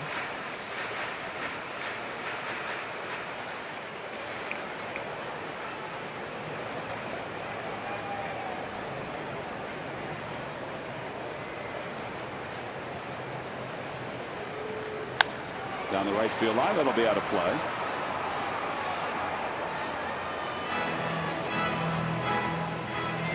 One nothing Milwaukee. Had a home run this inning by Carlos Gomez. Gomez led off the inning with that home run. 14th of the year. 46 runs batted in. Who knows? You may see Ramirez run right here. The 1-2 count. 2 outs. If he gets thrown out, Braun leads off the next inning. With a dirt blocked by Rupp. Ramirez holds up at first. Every time the Phillies pitchers retire the opposition 1-2-3, which Buchanan's done twice today. Comcast will make a contribution to Phillies charity. Phillies baseball is brought to you by Xfinity. Your home for the most live sports.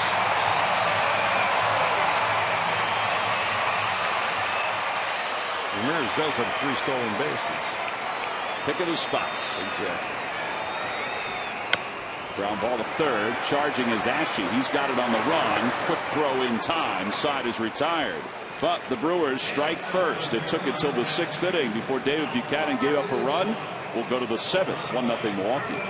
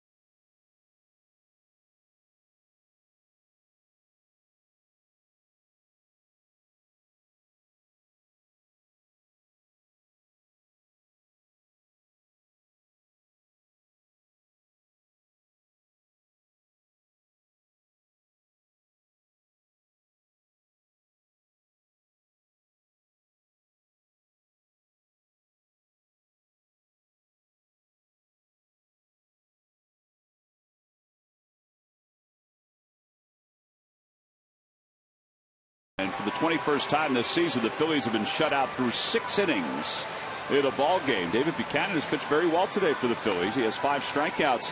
He's allowed only the home run by Carlos Gomez, which just happened in the bottom of the 6th inning. Matt Garza, though, is becoming the storyline here today because he is not allowed to hit through 6 innings. He has walked 1, struck out 3. Jimmy Rollins will lead it off. And last night, Jimmy Rollins, well, he went yard. He got this breaking pitch, and he basically golfed it out of the ballpark against Kyle Loesch.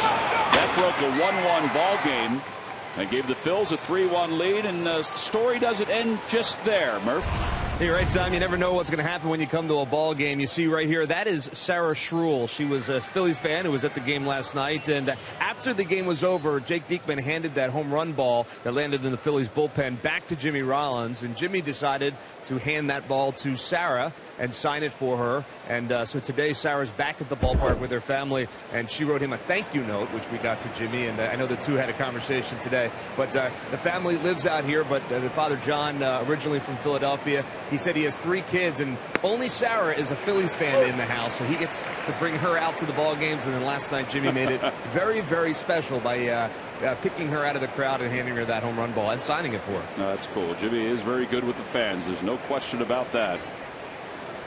He's 0 for 2 here today. And he pulls that one under the glove of Mark Reynolds into right field. A base hit. It's the first hit of the day for the Phils. And it comes here in the 7th inning.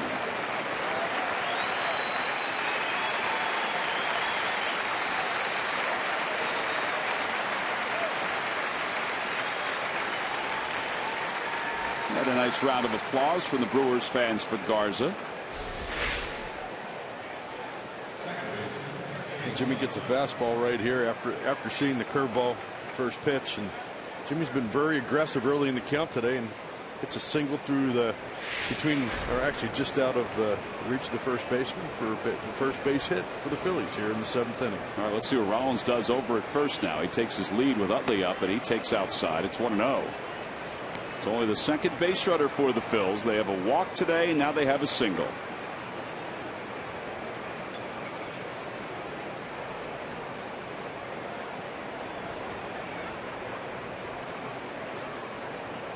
Utley is flied to left. He's grounded out to second.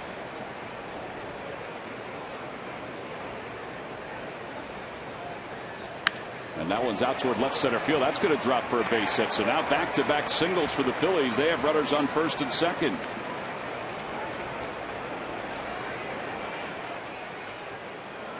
Now Jimmy Rollins, who now has 2,256 hits, the most in Phillies franchise history. And Big Time Bats is releasing this full-size bat that is limited and sells for $109.95.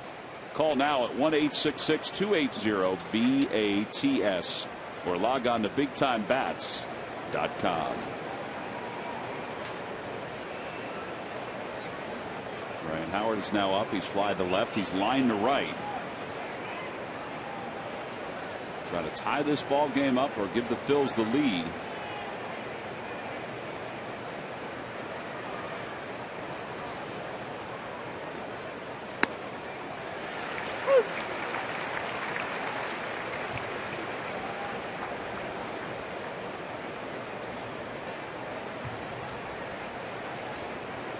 Howard is 2 for 28 on this road trip.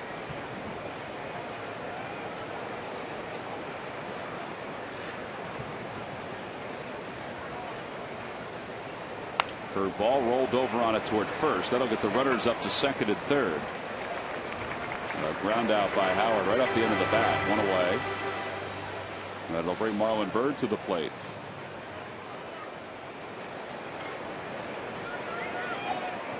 Be interesting to see how Garza goes after Byrd right here. The two previous at bats that were somewhat extended. Marlon was just missing his fastball.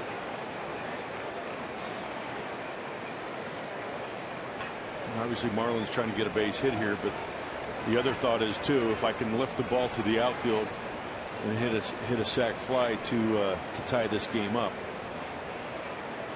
based on where he is in the at bat. Yeah, I don't know about you, Jimmy, but I wouldn't play the infield in here with runners on second and third. Now it may pay off for the Brewers, but if Byrd is able to poke one through this drawn-in infield, then you're going to get 2 runs to score. I know every manager has different styles, and now it looks like they're going to push the Yankee back a little bit.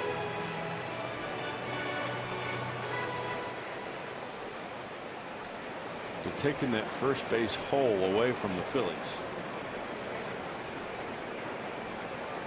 Bird's pretty much a pull hitter. There's the 0-1 pitch coming to Marlin, and he pulls that one on one hop, and it pays off. They come home. They get Rollins. 2 outs.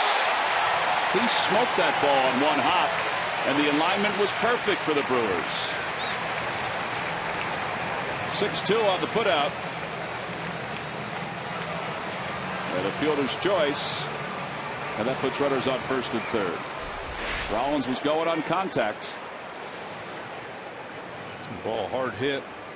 Shortstop picks it up and makes a very good throw. Jimmy kind of looked over his shoulder as he was coming down the line. I think he wasn't sure if the shortstop caught that ball. I'm not sure whether to slide or not. In that situation, I don't know if Cody Ashley had enough time to get to the plate to let him know what to do. All right, so first and third with 2 men down. And Ashley was fly to center both times. It's that one to left center field. Davis and Gomez. Gomez makes the call, and the side is retired. So the Phillies get runners on second and third with 1 man down, unable to tie the score up. They do get their first hit of the day. In fact, they get their first 2. It's time to stretch here at Miller Park. Carlos Gomez yells as loud as he can, and he's got it. And Garza works himself out of the jam here in the 7th.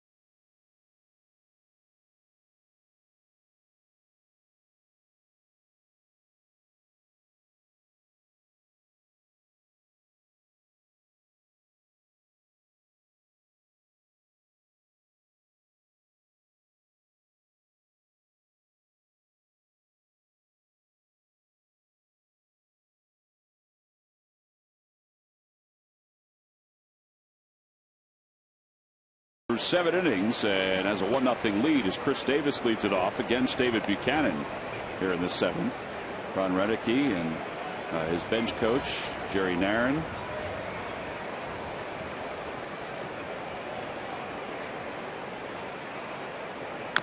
Little dribbler foul, and it's 1 ball and 1 strike. Davis is 0 for 2. He is struck out and he's grounded out.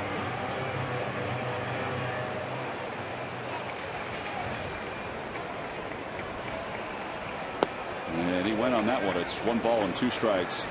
Neither bullpen is doing a whole lot at this point, and it doesn't really seem like there's a need for either bullpen to do a whole lot right now.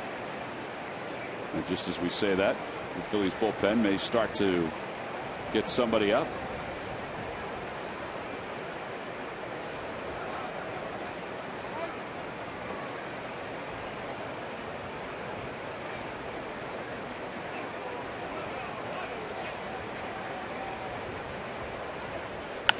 And a base hit to right field. So Davis is aboard. Just his 2nd hit of the series. Well, it's time now for our Hyundai defensive play of the game. We just saw it. Ron Renneke decided to bring the infield in with runners on 2nd and 3rd and 1 out with Marlon Byrd at the plate. Yeah, Marlon Byrd hits a 1-hopper to shortstop and picks it cleanly and makes a nice throw to home plate for the tag throw in the 2nd out of the inning. And that's our Hyundai defensive play of the game. And then Bastardo's going to start the throw in the pen for the Phillies. So much of this game is driven by statistics, and Garza, who was in a little bit of a jam but still had a 1-0 lead thanks to the guy next to him, Carlos Gomez, was able to work out of that jam. So much of this game is driven by statistics, but a lot of it's driven by the feel of the manager too. And with Byrd up there with runners on 2nd and 3rd, Marlon hits the ball hard, which he did. And Ron Renneke decided to play the infield in, and it really paid off.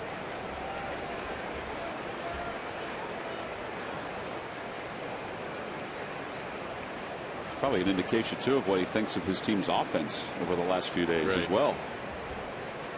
Well, that hard hit ball allowed Jeff Bianchi to catch that ball on a clean hop. A hard, really hard hit ball, but on a 1 hop. And gave him a lot of time to make a throw to the plate. Fly ball left center field. It's deep but playable for Gwynn. And Tony puts it away.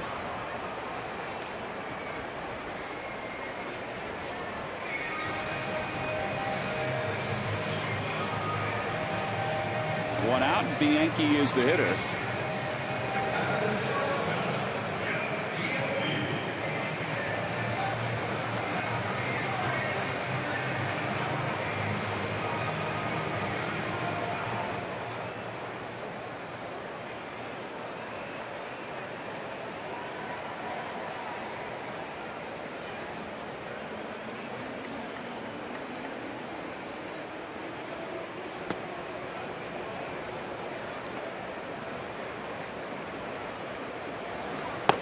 Freitas and Bastardo now in the bullpen. Will Smith, meanwhile, is throwing in the pen for the Brewers.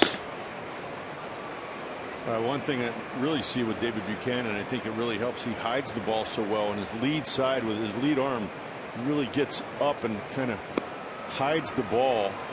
And then all of a sudden that ball comes out of his arm slot. And I think that's, again, another thing that makes him a little bit more difficult to face. He's a little unorthodox in that way. And particularly when you haven't faced him before. Correct.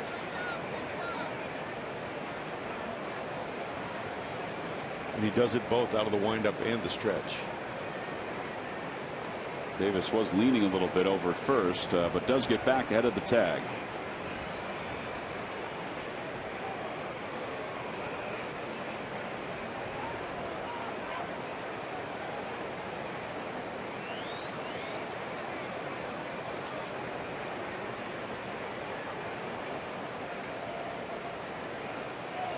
Swing and a miss, and Rupp drops the ball. That was sort of a delayed steal, and they're actually going to put Davis back at first.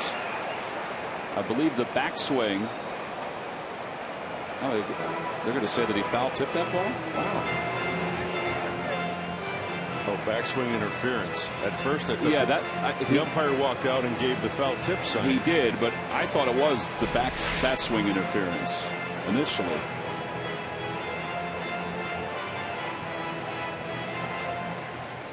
Phillies may have gotten a break there. Yes, they did.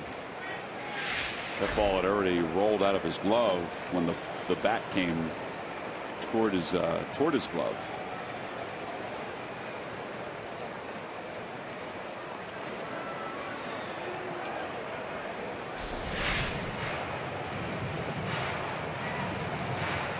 The left arm long and just barely may have grazed Cameron Rupp, but I don't think that really had effect on him holding the ball or dropping it.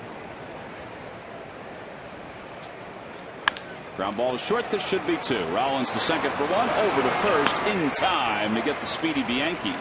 And the side is retired. 6-4-3 double play. David Buchanan, nicely done through 7. His day is most likely done as we go to the 8th.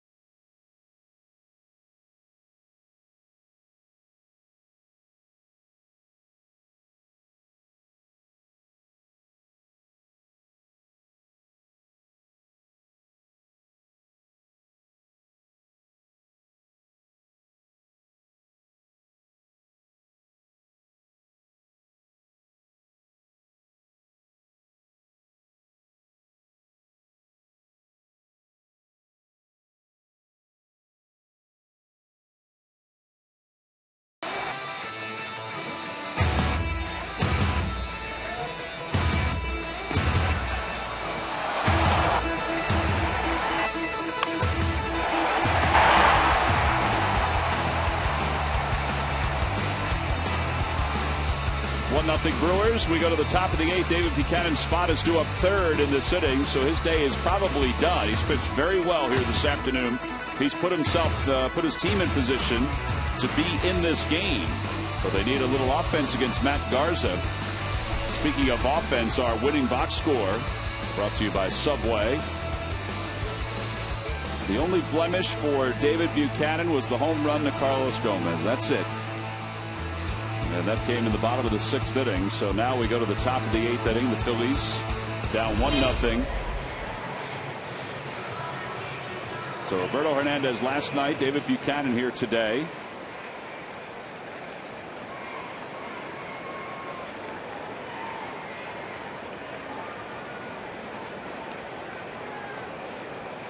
Dominic Brown is 0 for 2. He's flied out and he's grounded out.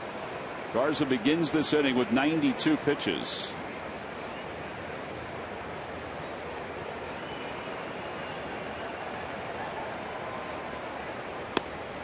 It's also gone 16 straight innings now here in the month of July without allowing a run. 9-inning, 1-0 victory his last time out against the Reds.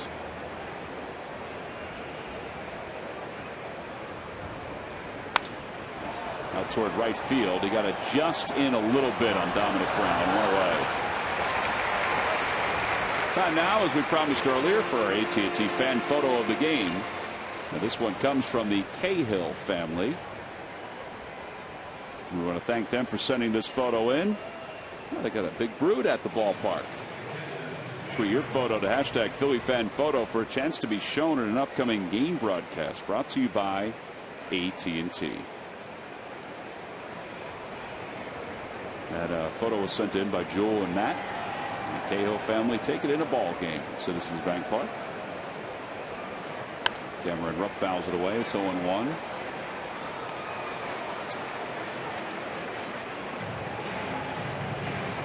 Well, each time he goes out, it's a chance to grow for David Buchanan. He's won 4 games, but I don't think he's pitched this well in those 4 wins the way he pitched here today. No, he pitched very well today. He threw a lot more fastballs today, I thought. And had a lot of success. David's line is 7 innings, 4 hits. He's not officially out of the game, but he's not on deck. 1 run, 5 strikeouts, 1 walk, 1 hits batsman, 92 pitches. 0-2 to Cameron Rupp. And he hits it down the right field line. That'll be in for an extra base hit. It's a fair ball. Kick it around the corner. Braun has it. And Rupp will pull into second base with a 1-out double. 3rd double of the season for Cameron Rupp. Phillies baseball is brought to you by Toyota. Where will Toyota take you? Visit buyatoyota.com to find out. Toyota, let's go places. By McDonald's, any size hot or iced coffee is just $1. McDonald's, I'm loving it.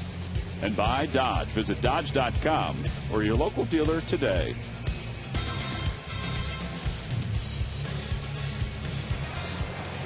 Jonathan Lucroy and Garza having a meeting on the mound. Cesar Hernandez is going to be introduced as a pinch hitter for the Phillies. Rick Kranitz will trot out to the mound. John Mayberry was out in the on-deck circle. Give me your thoughts here, Jamie. Why Hernandez instead of Mayberry? You have any insight on that? You know, I don't know if there's much of a history here. I don't have those numbers right in front of me right now. I don't know if, and looks like Ben Revere is going to pinch run as well. So I'm thinking they're looking to put the ball on the ground here and make something happen.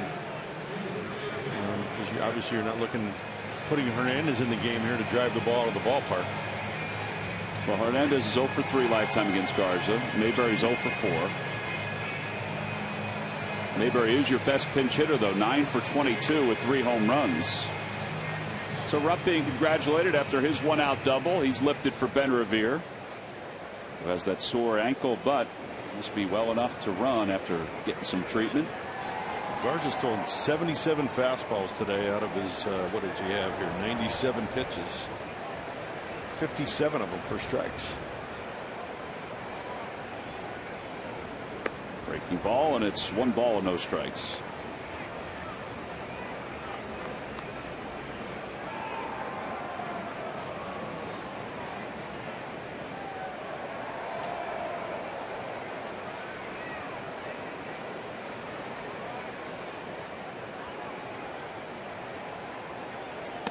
Two balls and no strikes.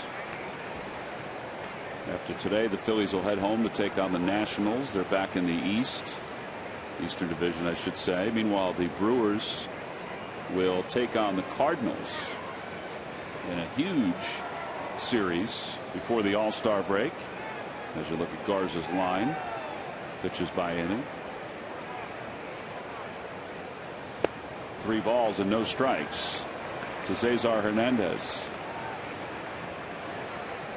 And the other thing, maybe potentially if John Mayberry hits, they may walk him and set up a double play. I mean, you don't know what Ron Renicke's going to do, but that's, you know, now you're kind of wasting, you know, one of your guys off your bench. There's a high strike. It's 3-1. So at a Major League scoreboard, the Reds and the Cubs are now tied at 4. That game's gone to the 11th inning. Reds have won 5 straight.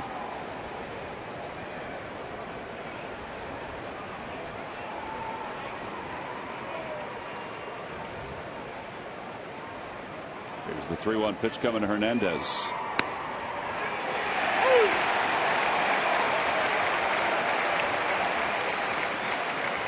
Garza's gotten that pitch all day long. Looks like it's away, down and away from the left-handed hitter, especially early in the game.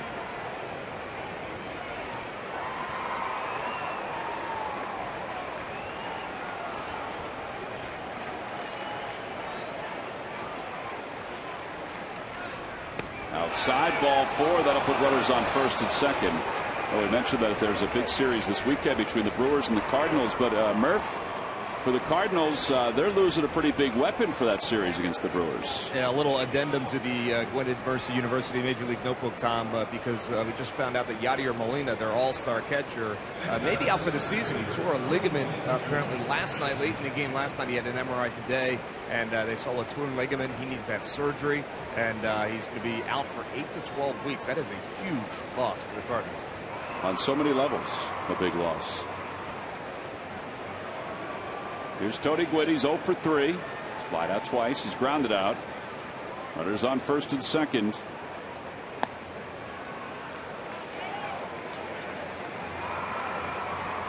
Garza may have lost his edge here.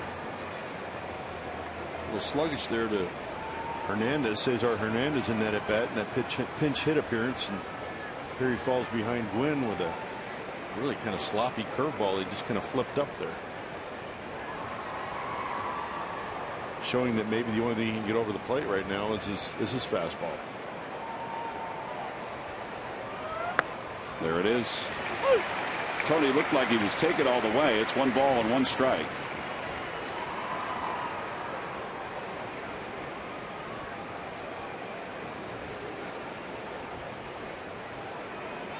If there's one good thing right now in this situation, the Phillies have some speed on base. A ball in the gap could potentially score Cesar Hernandez from first base based on his secondary lead and where the ball's hit.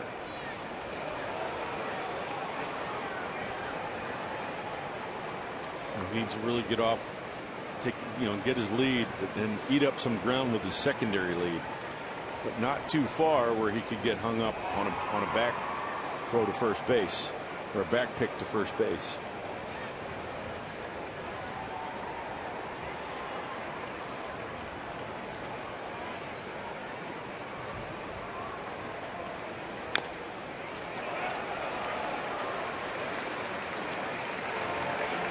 As I said, since he's thrown that first pitch curveball that wasn't looking real good, Tony's since seeing 3 fastballs. Probably anticipate that again here. And this potentially could be his last hitter based on what happens with Gwynn, and with Jimmy being a switch hitter, Ron Renicky may want to flip him over and have him hit from the right side. Again, that becomes a manager's choice. Well, now time is called. Garza at 107 pitches.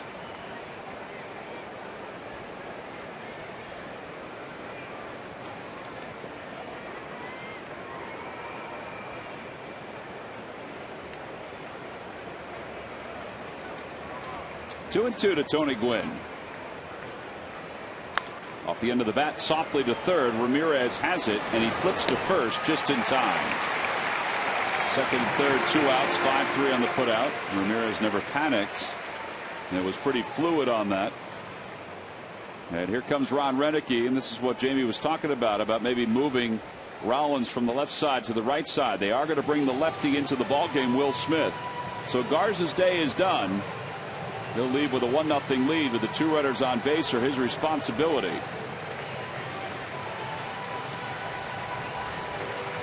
And that'll be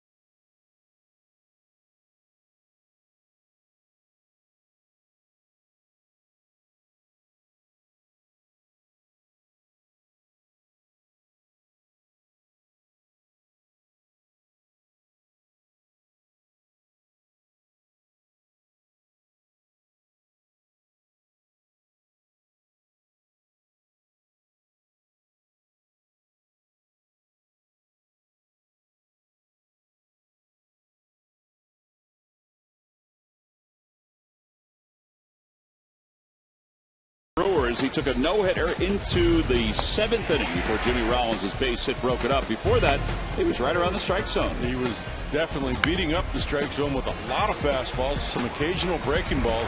His defense played very well behind him. He was ahead in a lot of counts. Got some deep fly balls. We almost had a miscommunication in right center field on a ball that Cameron Rupp hit. But chased him out of the game here with men on second and third and 2 outs here in the 8th inning. And there's their line for his day. 7 2/3, 3 hits, 2 walks, 3 strikeouts. Threw the ball very, very well. It's interesting as Ron Renicky was waiting for Will Smith to come into the mound. Ron Renicky had a conversation with Lucroy, and I'm sure it was about Jimmy, because Jimmy in 3 at-bats so far has seen 5 total pitches, and he's actually very aggressive early in the count today. So I'm sure they're quite aware of that. Well, he's up right-handed here for the first time. Rollins hitting .244 right-handed this year compared to .239 left-handed coming in. 2 of his home runs have come from the right side of the plate.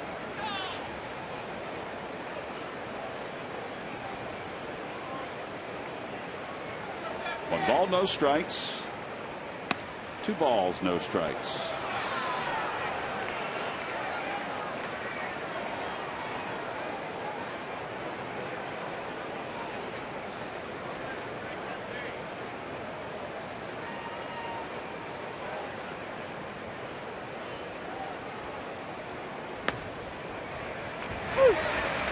Jimmy did not agree with that pitch being called a strike. Well, you saw Lucroy reach across the plate to catch that ball.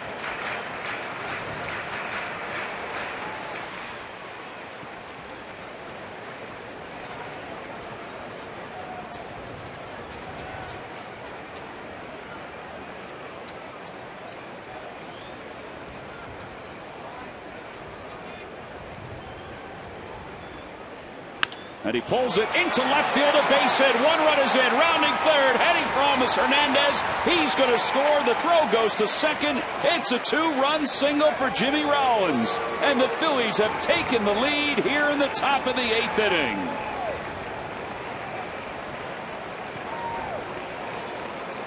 Well, what a sweet swing from J-Roll.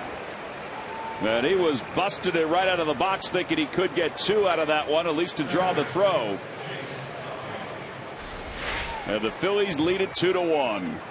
Actually, Jimmy looks like he gets a fastball right down the middle and pulls it over Aramis Ramirez's head. And actually, Aramis Ramirez almost got in the way of Cesar Hernandez coming into third base.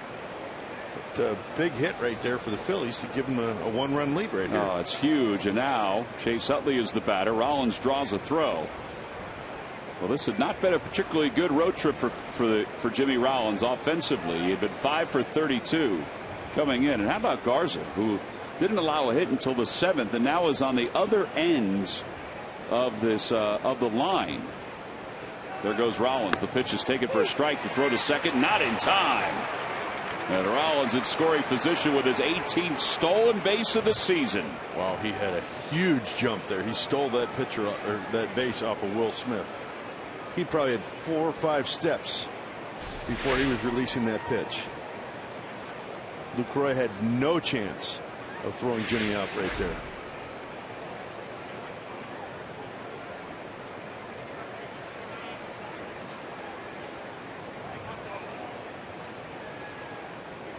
Breaking ball, 1 ball and 1 strike to Utley. Well, Buchanan now is on the winning side of this game. If the Phillies bullpen can hold it, looks like it'll be Bastardo first. 2 runs charged to Matt Garza's line. The first 2 runs he's allowed here in the month of July. That one's way outside. It's 2-1.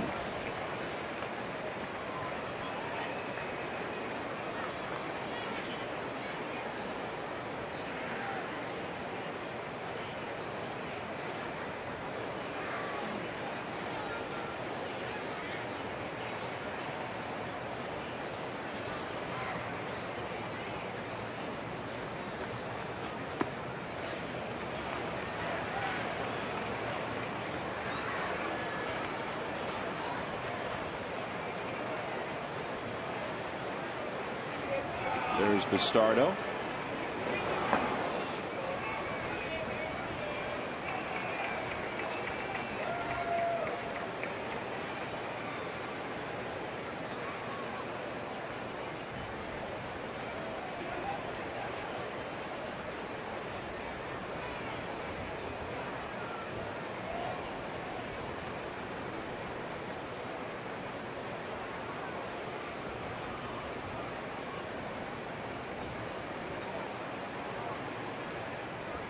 In the dirt, ball 4. Will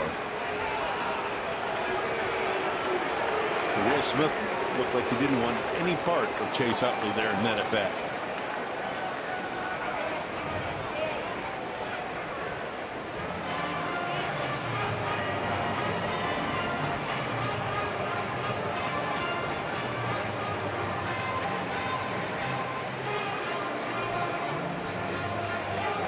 Credits out to talk to the left-hander.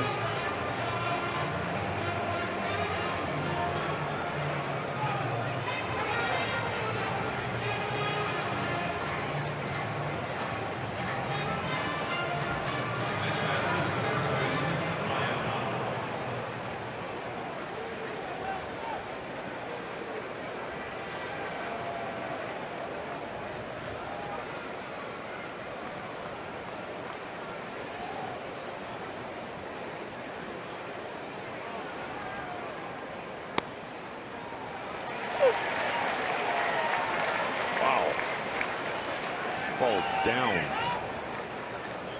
That man at the plate's quite tall. That man at the plate has had a couple of those kind of pitches called on him today.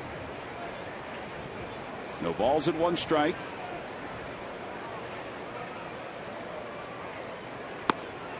A little low. Low appeal. No swing, says Jeff Kellogg. 1 ball and 1 strike.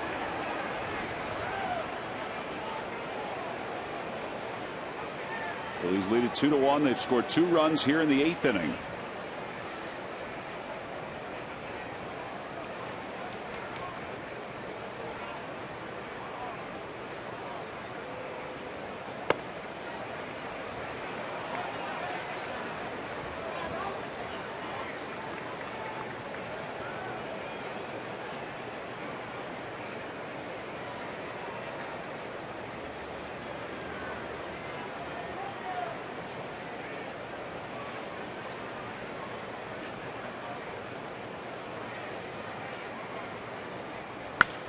Out to left field.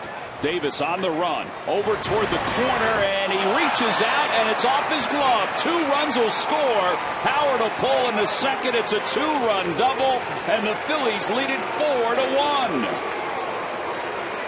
And Matt Garza can't believe it. It's a 4-1 ball game. For Ryan Howard, he only had 2 RBIs in his previous 20 games. He picks up 2 RBIs on 1 play. Ryan gets a ball away from him and really kind of puts a charge into that ball. And where Chris Davis was playing, that was a long run and actually into the sun. Or actually away from the sun, but the sun was in the flight of the ball. So, oh wait, what are we doing here? I believe they're going to say that it was a ground rule double, and they're going to move Utley back to third. Now, we just looked at the replay.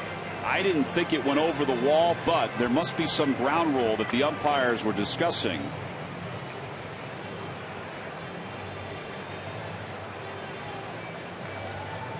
It did not look like it hit the foul pole. But let's take a look again. Maybe it did.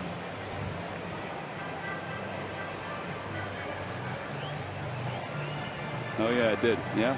So it did go over the fence on a bounce. Utley wants to be part of this conversation with the umpires. That's the only thing we could assume is that's what they're saying, is that it's a ground rule double and that Utley has to go back to third. There's no real interpretation by the umpires. You know, the way they look at this, by rule, a ground rule double, the runner has to go back to third. They can't just award him based on where he was, home plate. And I think that's probably what the discussion might have been about. Yeah. Well, they're going to go to the replay just to make sure that that ball did go over the fence and hit that pole. So we lose it right there. The ball is up and it looks like it's over and out, and then shoots right back in.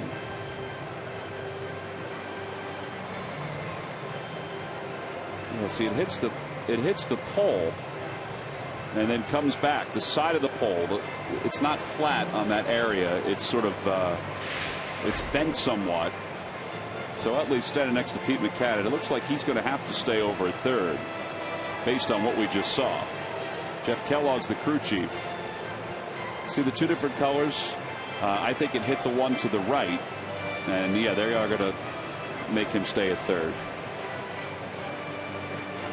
I know there are a lot of people around baseball that would like the umpires to be able to decide where the base runner was and award him an extra base if he has to. But on a ground rule double, the rule is specific that he has to go back to third in that play. And if that were the case, Tom, Chase was right on Jimmy's back. Right on Jimmy's back. Yep.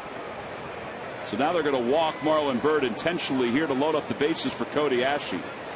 So at least for the moment, it's a break for the Brewers, because instead of a 4-1 deficit, it's now a 3-1 deficit.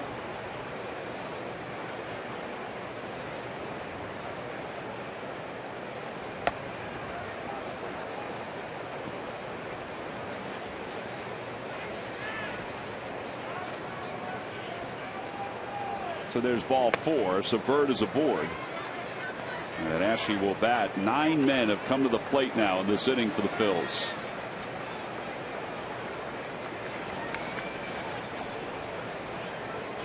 Hopefully, I'm sure Cody was watching the previous at bats. Will Smith has not thrown a breaking ball yet for a strike.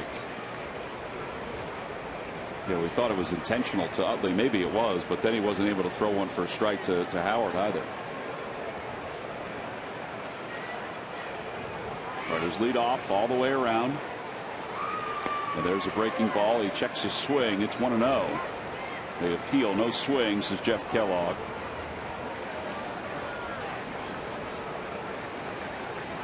And until he shows me he's going to throw that pitch for a strike, why swing at it?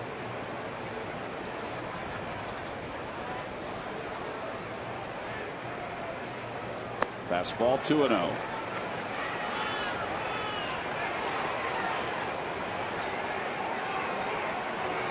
With no wiggle room, the fans here at Miller Park, if he throws this one out of the strike zone, you thought they were antsy before. There's a strike. It's 2-1.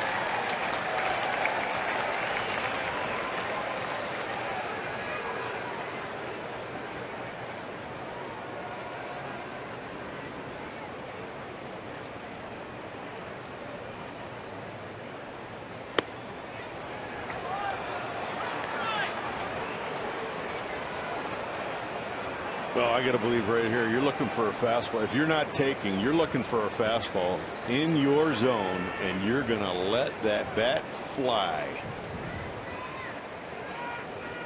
And he does, and he lines it out toward right field. Braun going back. It's over his head, and it's into the Phillies bullpen on one hop. 2 runs will score. Byrd stops at third. It's a 2-run double, and the Phillies now lead it 5-1. And they have busted this baby open here in the 8th inning.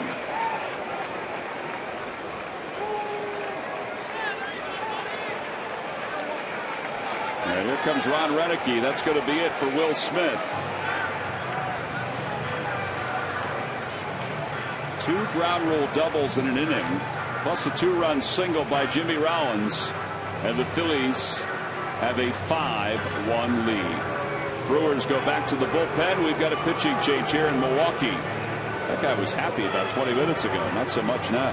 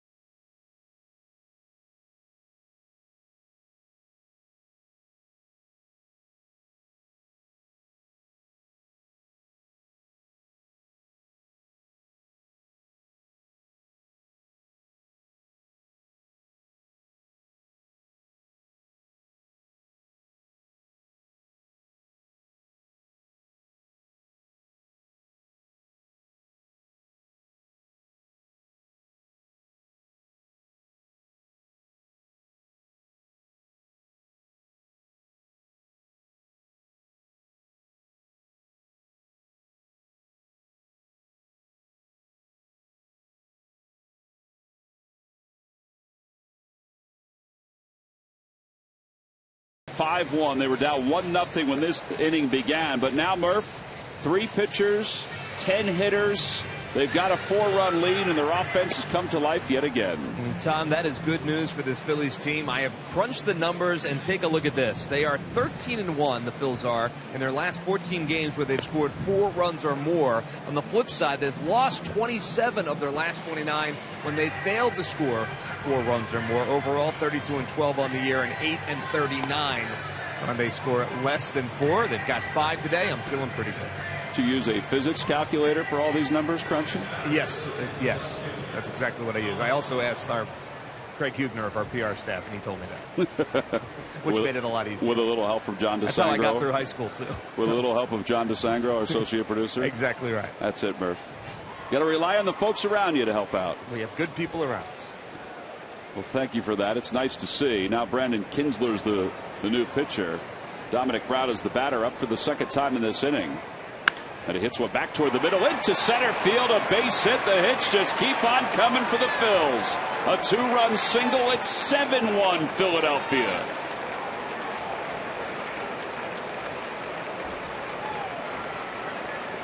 What a remarkably confusing road trip for the Phillies. 1-5 in Miami and Pittsburgh, and then they come in to take on the best team in the National League record-wise. And they have a chance to sweep them. Good job by Dominic Brown. He just kind of guided that ball back through the middle.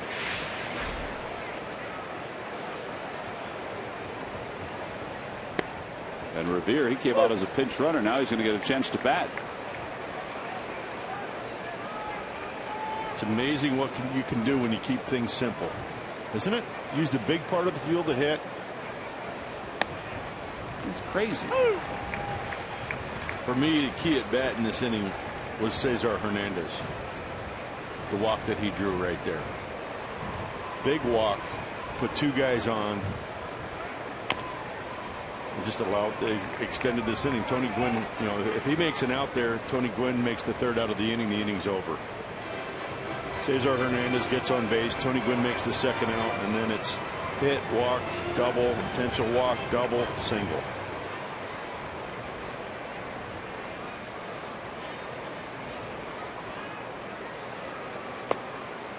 One ball and 2 strikes to Revere. You know, I think Garza was feeling pretty good about himself right there with that walk of Hernandez. You know, I'm sure he's sitting on the bench going, why did I do that? Well, that's the at bat where you said that it looked like he was starting to tire a little bit because things started to come up in the zone. Well, he started him off with the first pitch breaking ball that he just spun up there, and then couldn't find the plate with his fastball. Went to a 3-0 count. Then Cesar took 2 pitches. The 3-1 pitch, if you recall, was questionable, and then ball 4 was ball 4.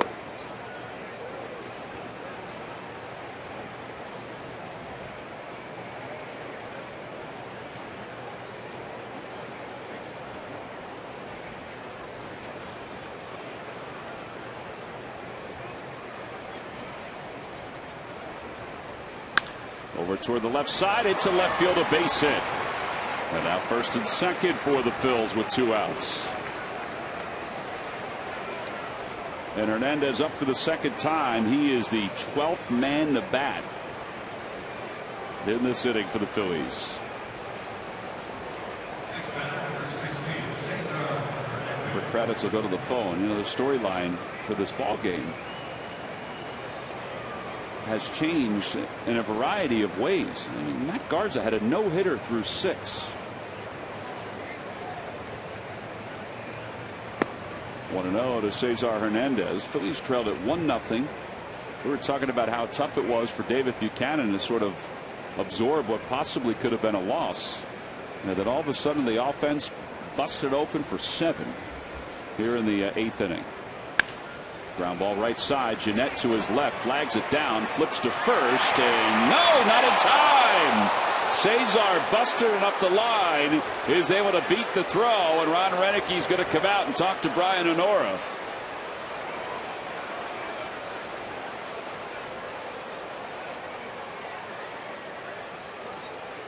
Cesar does run well. Jeanette made a really good play to his left. Now they're going to review this one. Now he got him. So he'll be out if they see what we just saw. Now the inning's going to wind up coming to a close. So this may be a real quick one. The umpires have gone to the headsets twice in this inning. Jeff Kellogg's to your right. Brian O'Nora's to your left.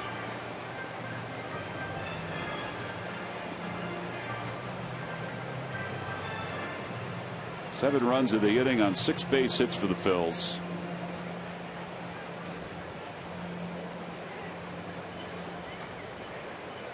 Take another look at it just to confirm what we were telling you about. Fine play.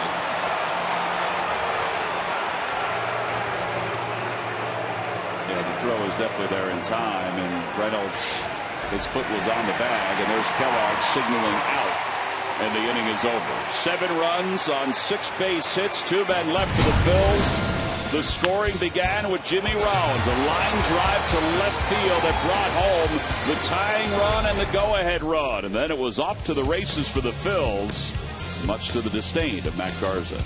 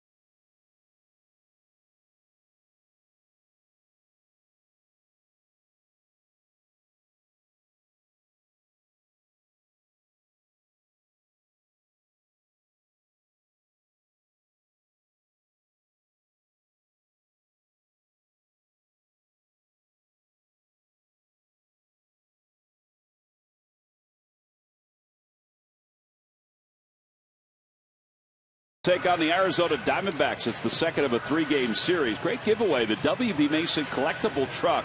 It's free to fans 14 and under. You can order your tickets for that ball game and for every game for the rest of the month of July by going to Phillies.com. Phillies up 7-1 as we go to the bottom of the 8th inning. Ben Revere stays in the ball game to play center field, and with Ben coming into play center, Tony Gwynn moves over to left field. Now the new catcher is Coy Hill. He's on to take over for Cameron Rupp. And Antonio Bastardo is the new pitcher for the Phils. Bastardo 4-3, an ERA of 3.60. Ricky Weeks is going to pinch hit for the Brewers. Excuse me. Pitcher spot is up now.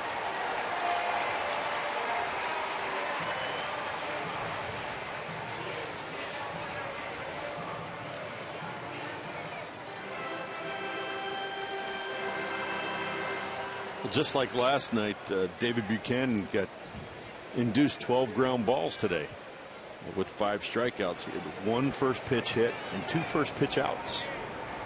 15 first pitch strikes out of 26 hitters. Yeah, he deserved to get some run support here today, and he obviously got it. He had already left the game, but he's still the pitcher of record on the winning side. Neither pitcher deserved to lose that game, but somebody had to. 1 ball and no strikes, 2 weeks. Up high, 2-0. We talked about a mistake being the difference in the game. I still believe the mistake was the walk to Cesar Hernandez. Not going after him. It's not that they pitched around him, but if he's tired, take him out of the game. Yeah. At the knees, 2-1. There's that good low strike that we saw against Ryan Howard. You know, Ricky Weeks gets that same low strike.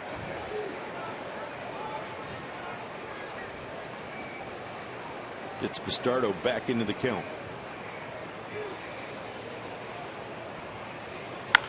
Chopper back toward the middle. Utley surrounds it and in time. Ricky Weeks does not run the way he used to. 1 out. Carlos Gomez is the batter. Well, Ricky Metallico and Marshall Harris are going to need at least 2 hours to break this game down. But Phillies post-game live is coming up right after this one comes to a close. It's presented by Cure Auto Insurance. We'll talk about this 10-day road trip. They might as well just discard the first 5 days, first 6 games, and just talk about these 4 games against the Brewers. Here's Carlos Gomez. Gomez 1 for 3. He homered his last time up.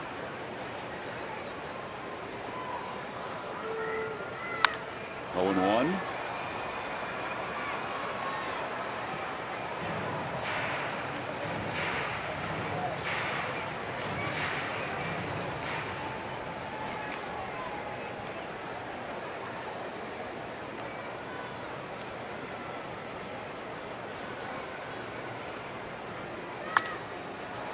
Two.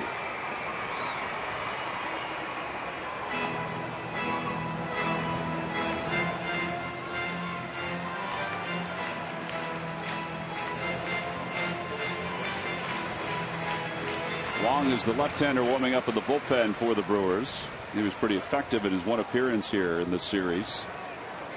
No balls and 2 strikes to Carlos Gomez.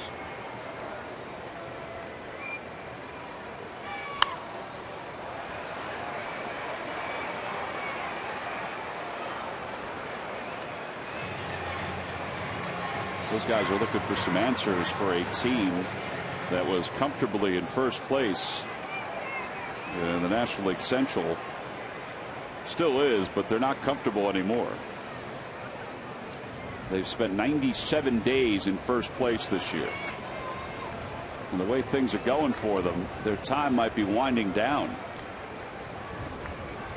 Well, as hot as they were, and they were playing quite well, and they think, oh, we got the lowly Phillies coming in. They're not playing well. We'll take them lightly. And the Phillies come in and sweep them 4 games. Then they got a big series against St. Louis. They might find themselves tie or in second place going into the break. Out of play over the first base dugout. And credit the Phillies for coming in here after having a miserable start to a road trip and playing as well as they have. Well, here are the numbers for the Brewers, Jamie, through the 28th of June, 51 and 32. They were averaging nearly 5 runs per game, and then since that time, 1 and 8, batting average under 200, and averaging 2.5 runs or 2.7 runs per game. We've seen that. Absolutely. We've seen that. We know what that's like. Down and away, 2-2. And it goes to show it can happen to anybody. It really does. You have a letdown, maybe it's a mental letdown, maybe fatigue setting in. Not sure what it is. But you're right. Ron Renick's going to try to have to find a way to right the ship. 3 balls and 2 strikes. 5 more outs to go for the Phils.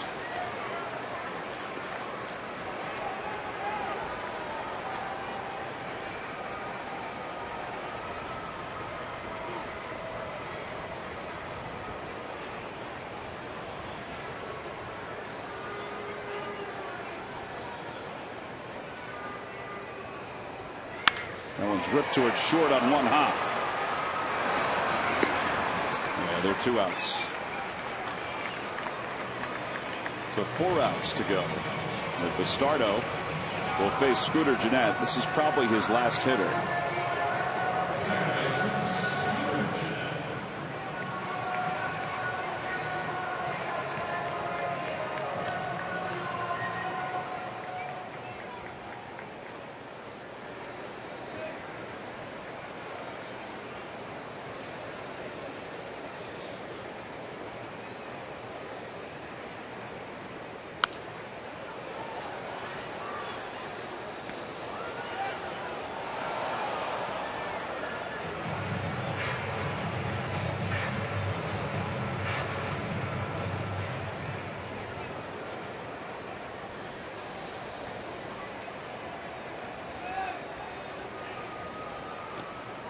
Another foul ball. It's 0-2.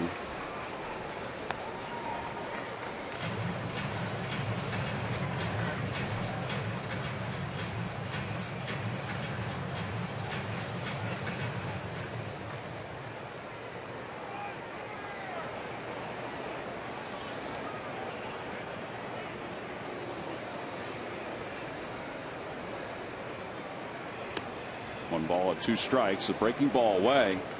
Well, the way this game's going, too, if the Phillies could get through it without having to use Papelbon, Giles, or Diekman, and give guys like Bastardo and DeFreitas a chance to get some work into this weekend against the Nationals. Pap only threw 9 pitches yesterday. He kind of thought he could go today if need be. A lot of it would depend on how he felt when he threw today. And he was out throwing with everybody else. Phillies did not take batting practice today. The Brewers did. And a called strike 3. A 1-2-3 8th inning for Antonio Bastardo. He picks up right where David Buchanan left off. 8 in the books. To the 9th we go, and the Phillies up by 6.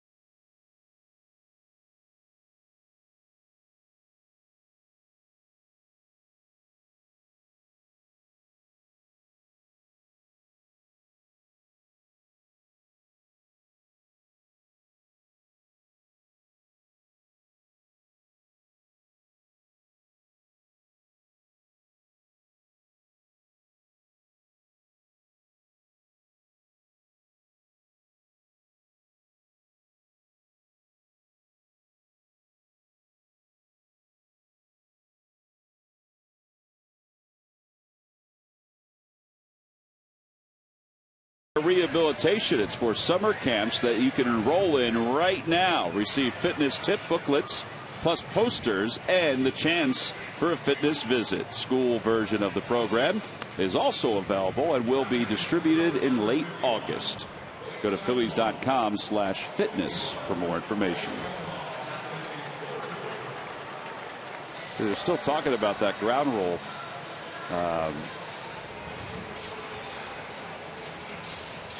Sandberg was trying to get clarification on what it actually hit. We mentioned that, you know, the foul pole is above the fence, of course, so if the ball bounces and hits that, particularly on the inside of it, which is what it did, then it's technically out of play. And that's what happens. See the padding right there in front of the foul pole? It hit to the side of that, to the right of that. And according to the ground rule, see the pole is right behind the padding. You can see it's sort of extended. According to the ground rule, if it bounces and hits over that yellow line at any point, then it's a ground rule double. And I'm sure that's discussed when lineup cards are exchanged in the beginning of the game. I would think so. Because each ballpark has its own little nuances, and it's up to the, I think, the home team to have that explained. Here's Tony Gwynn to lead it off against Wong, and the first pitch is over for a strike. It's 0-1. See the ball bounces right there, and then up over the fence and inside that padding off the pole.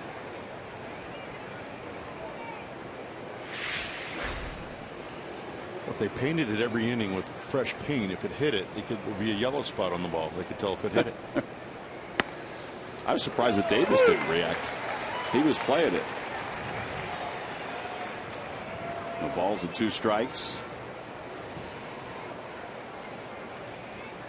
Tony Gwynn is 0 for 4. His average is dropping, or has dropped to 167.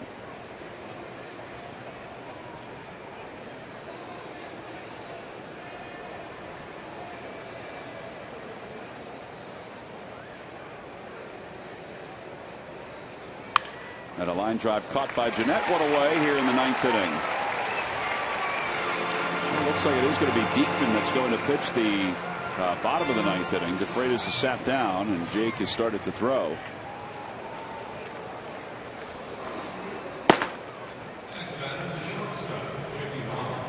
And now Jimmy Rollins, who has the big hit in this ball game. There are a bunch of them, but he's the one that started it. He erased the 1-0 deficit and gave the Phils a 2-1 lead.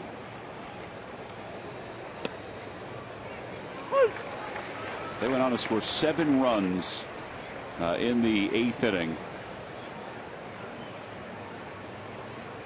Pretty much out of nowhere.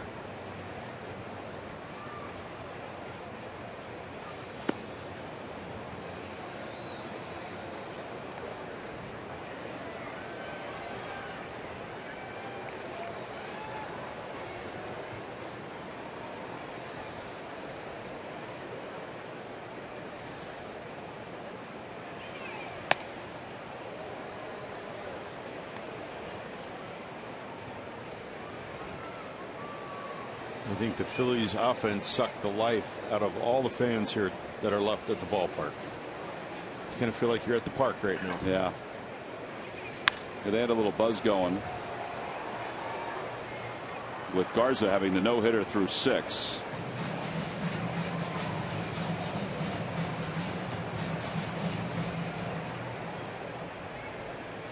Now it's just debate on certain things. Debate on moves, debate on pitches thrown. 3 balls and 2 strikes.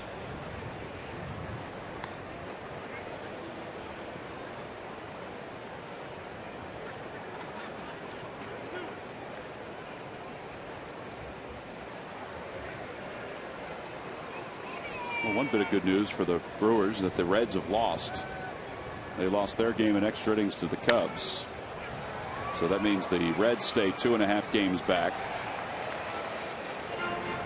I don't know if that'll excite that gentleman right there. That guy just caught that foul ball. He's got the oldest glove in the world right there. 3 balls and 2 strikes. Another foul ball by Rollins out of play.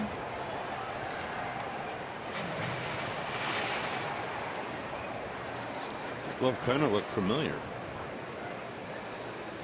I think I saw somebody wearing one of those the other day. That one looks older than mine. Caught a fly ball. That one had a lot more stitching. That'd be a tough one to restring. That last foul ball nearly hit a woman who was just walking along the concourse. She didn't realize it was coming her way.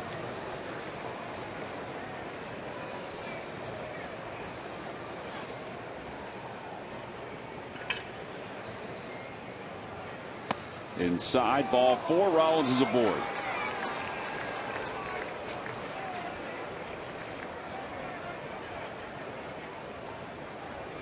Here comes Andres Blanco. He's going to pinch hit for the Phils. So Chase Utley's day is done.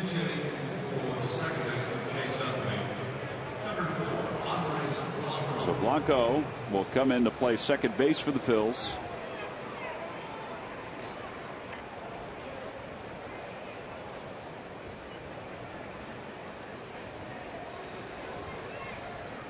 Outside, 1-0. Wong's slot is nowhere near where it was the other night. He was pretty nasty the other night for the Brewers. I think we're seeing why his earned run average is 10.47. Well,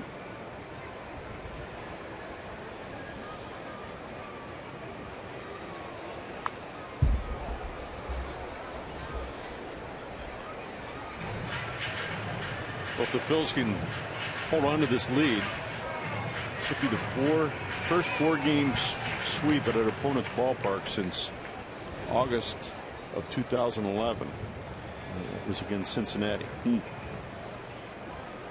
It'll be the second time since '08 that the Phillies will have swept the Brewers in a 4-game series. You remember the last time they did it, that was when they needed to do it against the Brewers. Remember that run they were on in September to kind of close 2008 and get themselves back into the postseason. 1 ball, 2 strikes to Blanco with a runner at first. Outside, 2-2.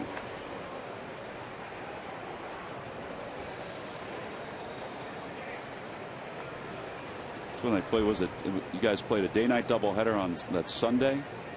And Brett Myers, I think, pitched the night game of that one to finish off the sweep.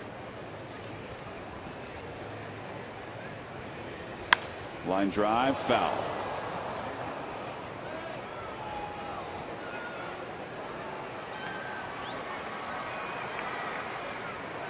Brett threw a complete game that night, that Sunday night game.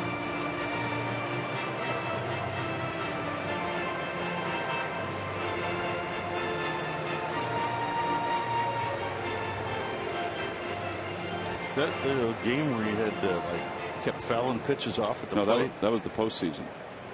I felt like he had it in at bat. No, maybe. I don't remember that part. Out toward right field. Braun will put it away. 2 outs. And Ryan Howard will be the hitter.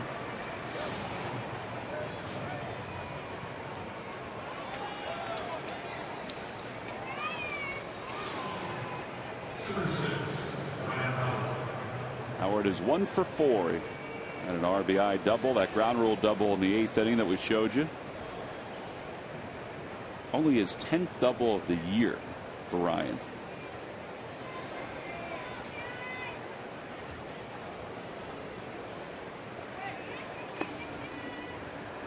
That was a ball out of the hand of Wong, and it's 1 ball and no strikes.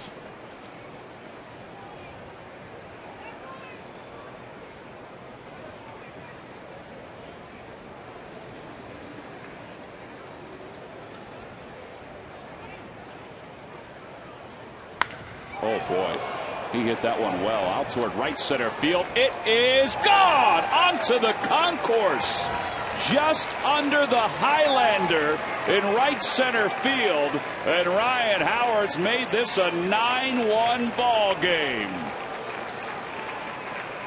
Wow, did he crush that one? 3 RBI day for Ryan Howard. 15 home runs, 55 runs batted in. Ryan got a good fastball, middle of the plate, about thigh high, and get some real good extension on that ball. And wow, drove that ball quite far, almost just shy of dead center field. And it made a winner out of Ruben Perez of Pottsville, Pennsylvania, in our McDonald's home run jackpot. Here's Marlon Byrd, who takes outside. 1 ball and no strikes to Byrd. Well, we've been here when there have been home runs hit out into that area. In fact, Prince Fielder hit one. I was telling Ryan Sandberg this the other day. Prince Fielder hit one just under where the car sits in right center field, and it was a long one.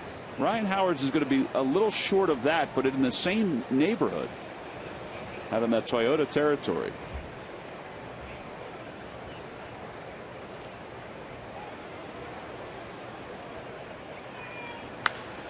That one's out toward right center field. It's deep but playable. Braun is under it, and his side is retired, but the Phillies tack on 2 more. Well, these last 2 innings have been very profitable for the Phillies offense, in particular Ryan Howard. He had not homered on this road trip. In fact, he hadn't homered for the Phils in the last 20 games. He's homered here, and the Phils lead at 9-1.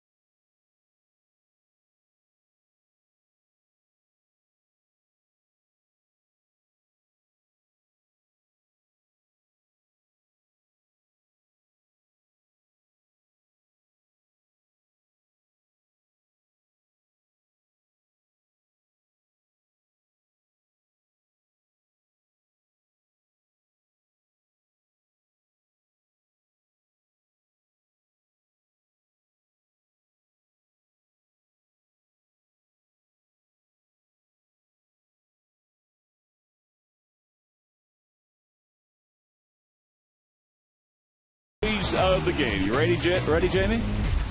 Let's do it. It's all from the 8th inning on. It started with Cameron Rupp. I mean, that's a good way to start the rally for the Phils. That was an 0-2 count, by the way. Jimmy Rollins' 2-run base hit gave the Phils the lead, and then Ryan Howard was able to tack on with a ground rule double. Another ground rule double by Cody Ashley to right center field. Dominic Brown into the mix with a 2-run single. All part of a 7-run 8th inning for the Phils. Well, they tacked on 2 more in the 9th on the home run by Ryan Howard. Now Andres Blanco in the ball game playing second base.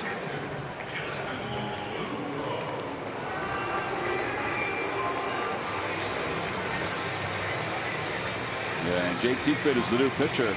So Diekman's going to try to get the last 3 outs.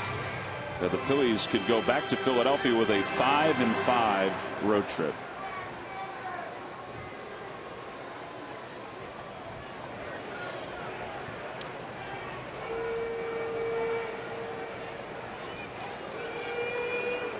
It's really tough to figure this team out sometimes, I'll tell you. No balls and 1 strike to Jonathan Lucroy. Diekman's numbers a 4.32 ERA.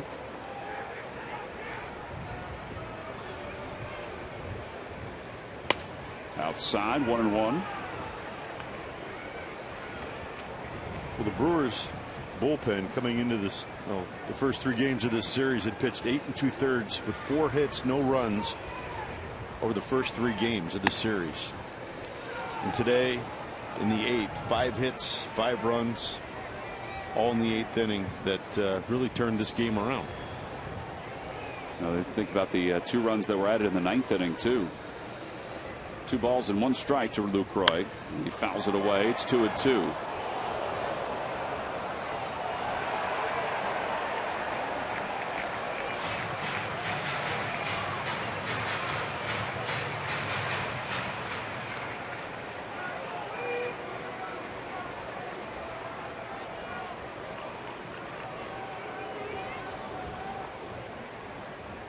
Outside 3-2.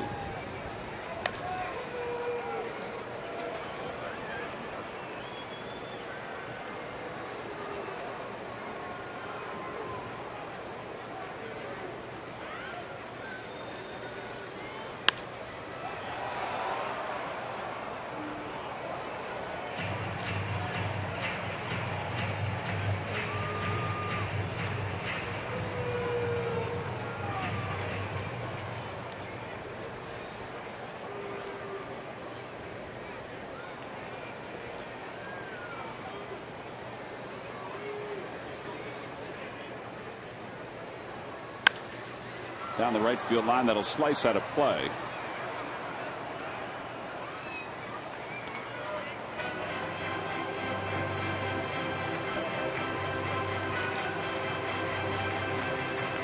Three balls, 2 strikes.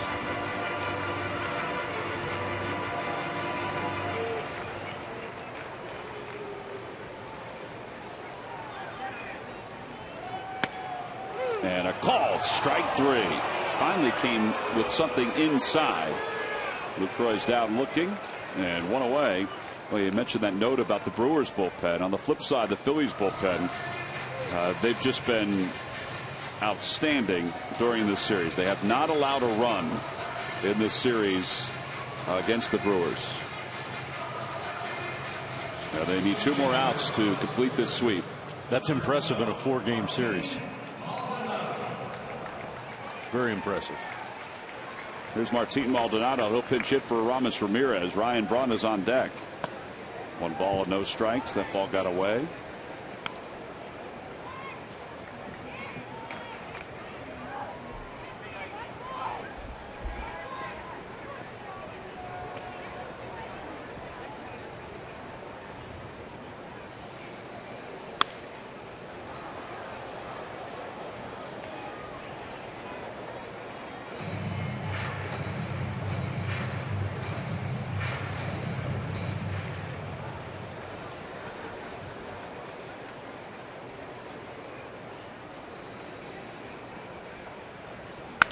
Line drive caught by Blanco. Good reactions. 2 outs. 98-mile-an-hour fastball right there. Well, this weekend the Phillies have a 3-game series against the Nationals. Jordan Zimmermann against A.J. Burnett tomorrow night. Good matchup on Saturday. Strasburg against Hamels. And then Sunday, Tanner Roark against Kyle Kendrick before we all head off to the All-Star break. Matt will rejoin us this weekend. Jamie will be off, and he'll get his All-Star break started a little early. That ball is fouled over the right side and out of play. It's 0-1. Schmidt's all ready to go for Sunday.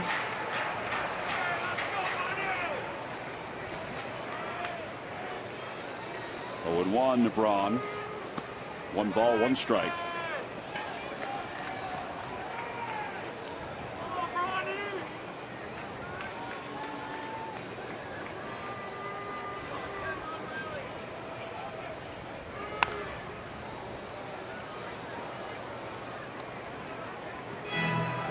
The ball into the general vicinity of Greg Murphy, who slid out of the way. Did you slide out of the way because it was pinballing around, or? Yeah. I didn't want to get hit on the ricochet. I wanted to give someone else a chance to catch.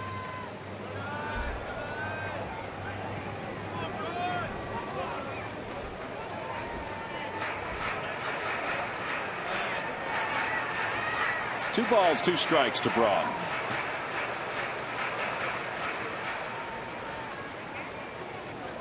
About the damage the Brewers did offensively to the Phillies home run wise the last time they faced each other in Philadelphia. Think about the damage that Braun did. We talked about in our first open here in the series opener about paybacks, and the Brewers did put a pretty good hurting on the Phillies in that first 3-game series. This is a nice way to pay them back right here. 2-2 pitch. Fouled away and remains 2-2.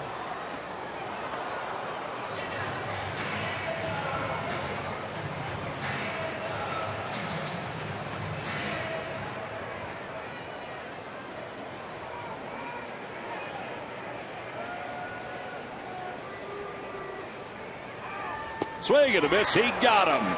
Diekman a 1-2-3 9th inning, and the Phillies have swept out the Milwaukee Brewers in a 4-game series. They come from behind and they explode to a 9-1 victory here this afternoon. Well, I don't know if anybody saw any of this coming, but that's the game of baseball. The Phillies' first 4-game sweep ever in Milwaukee. The last time they swept the Brewers in a 4-game series was at Citizens Bank Park. We mentioned it in September of 2008. And it was back in 2011, the last time they swept a team in a 4-game series. This one was much needed on so many levels as the Phillies hand the Brewers their 5th consecutive loss. And a lot of it started, sometimes this happens, the starting pitcher sets the tone. And today's starter was our Chevy player of the game, and that was David Buchanan. Yeah, David really did set the tone, and he followed the lead of Roberto Hernandez from yesterday.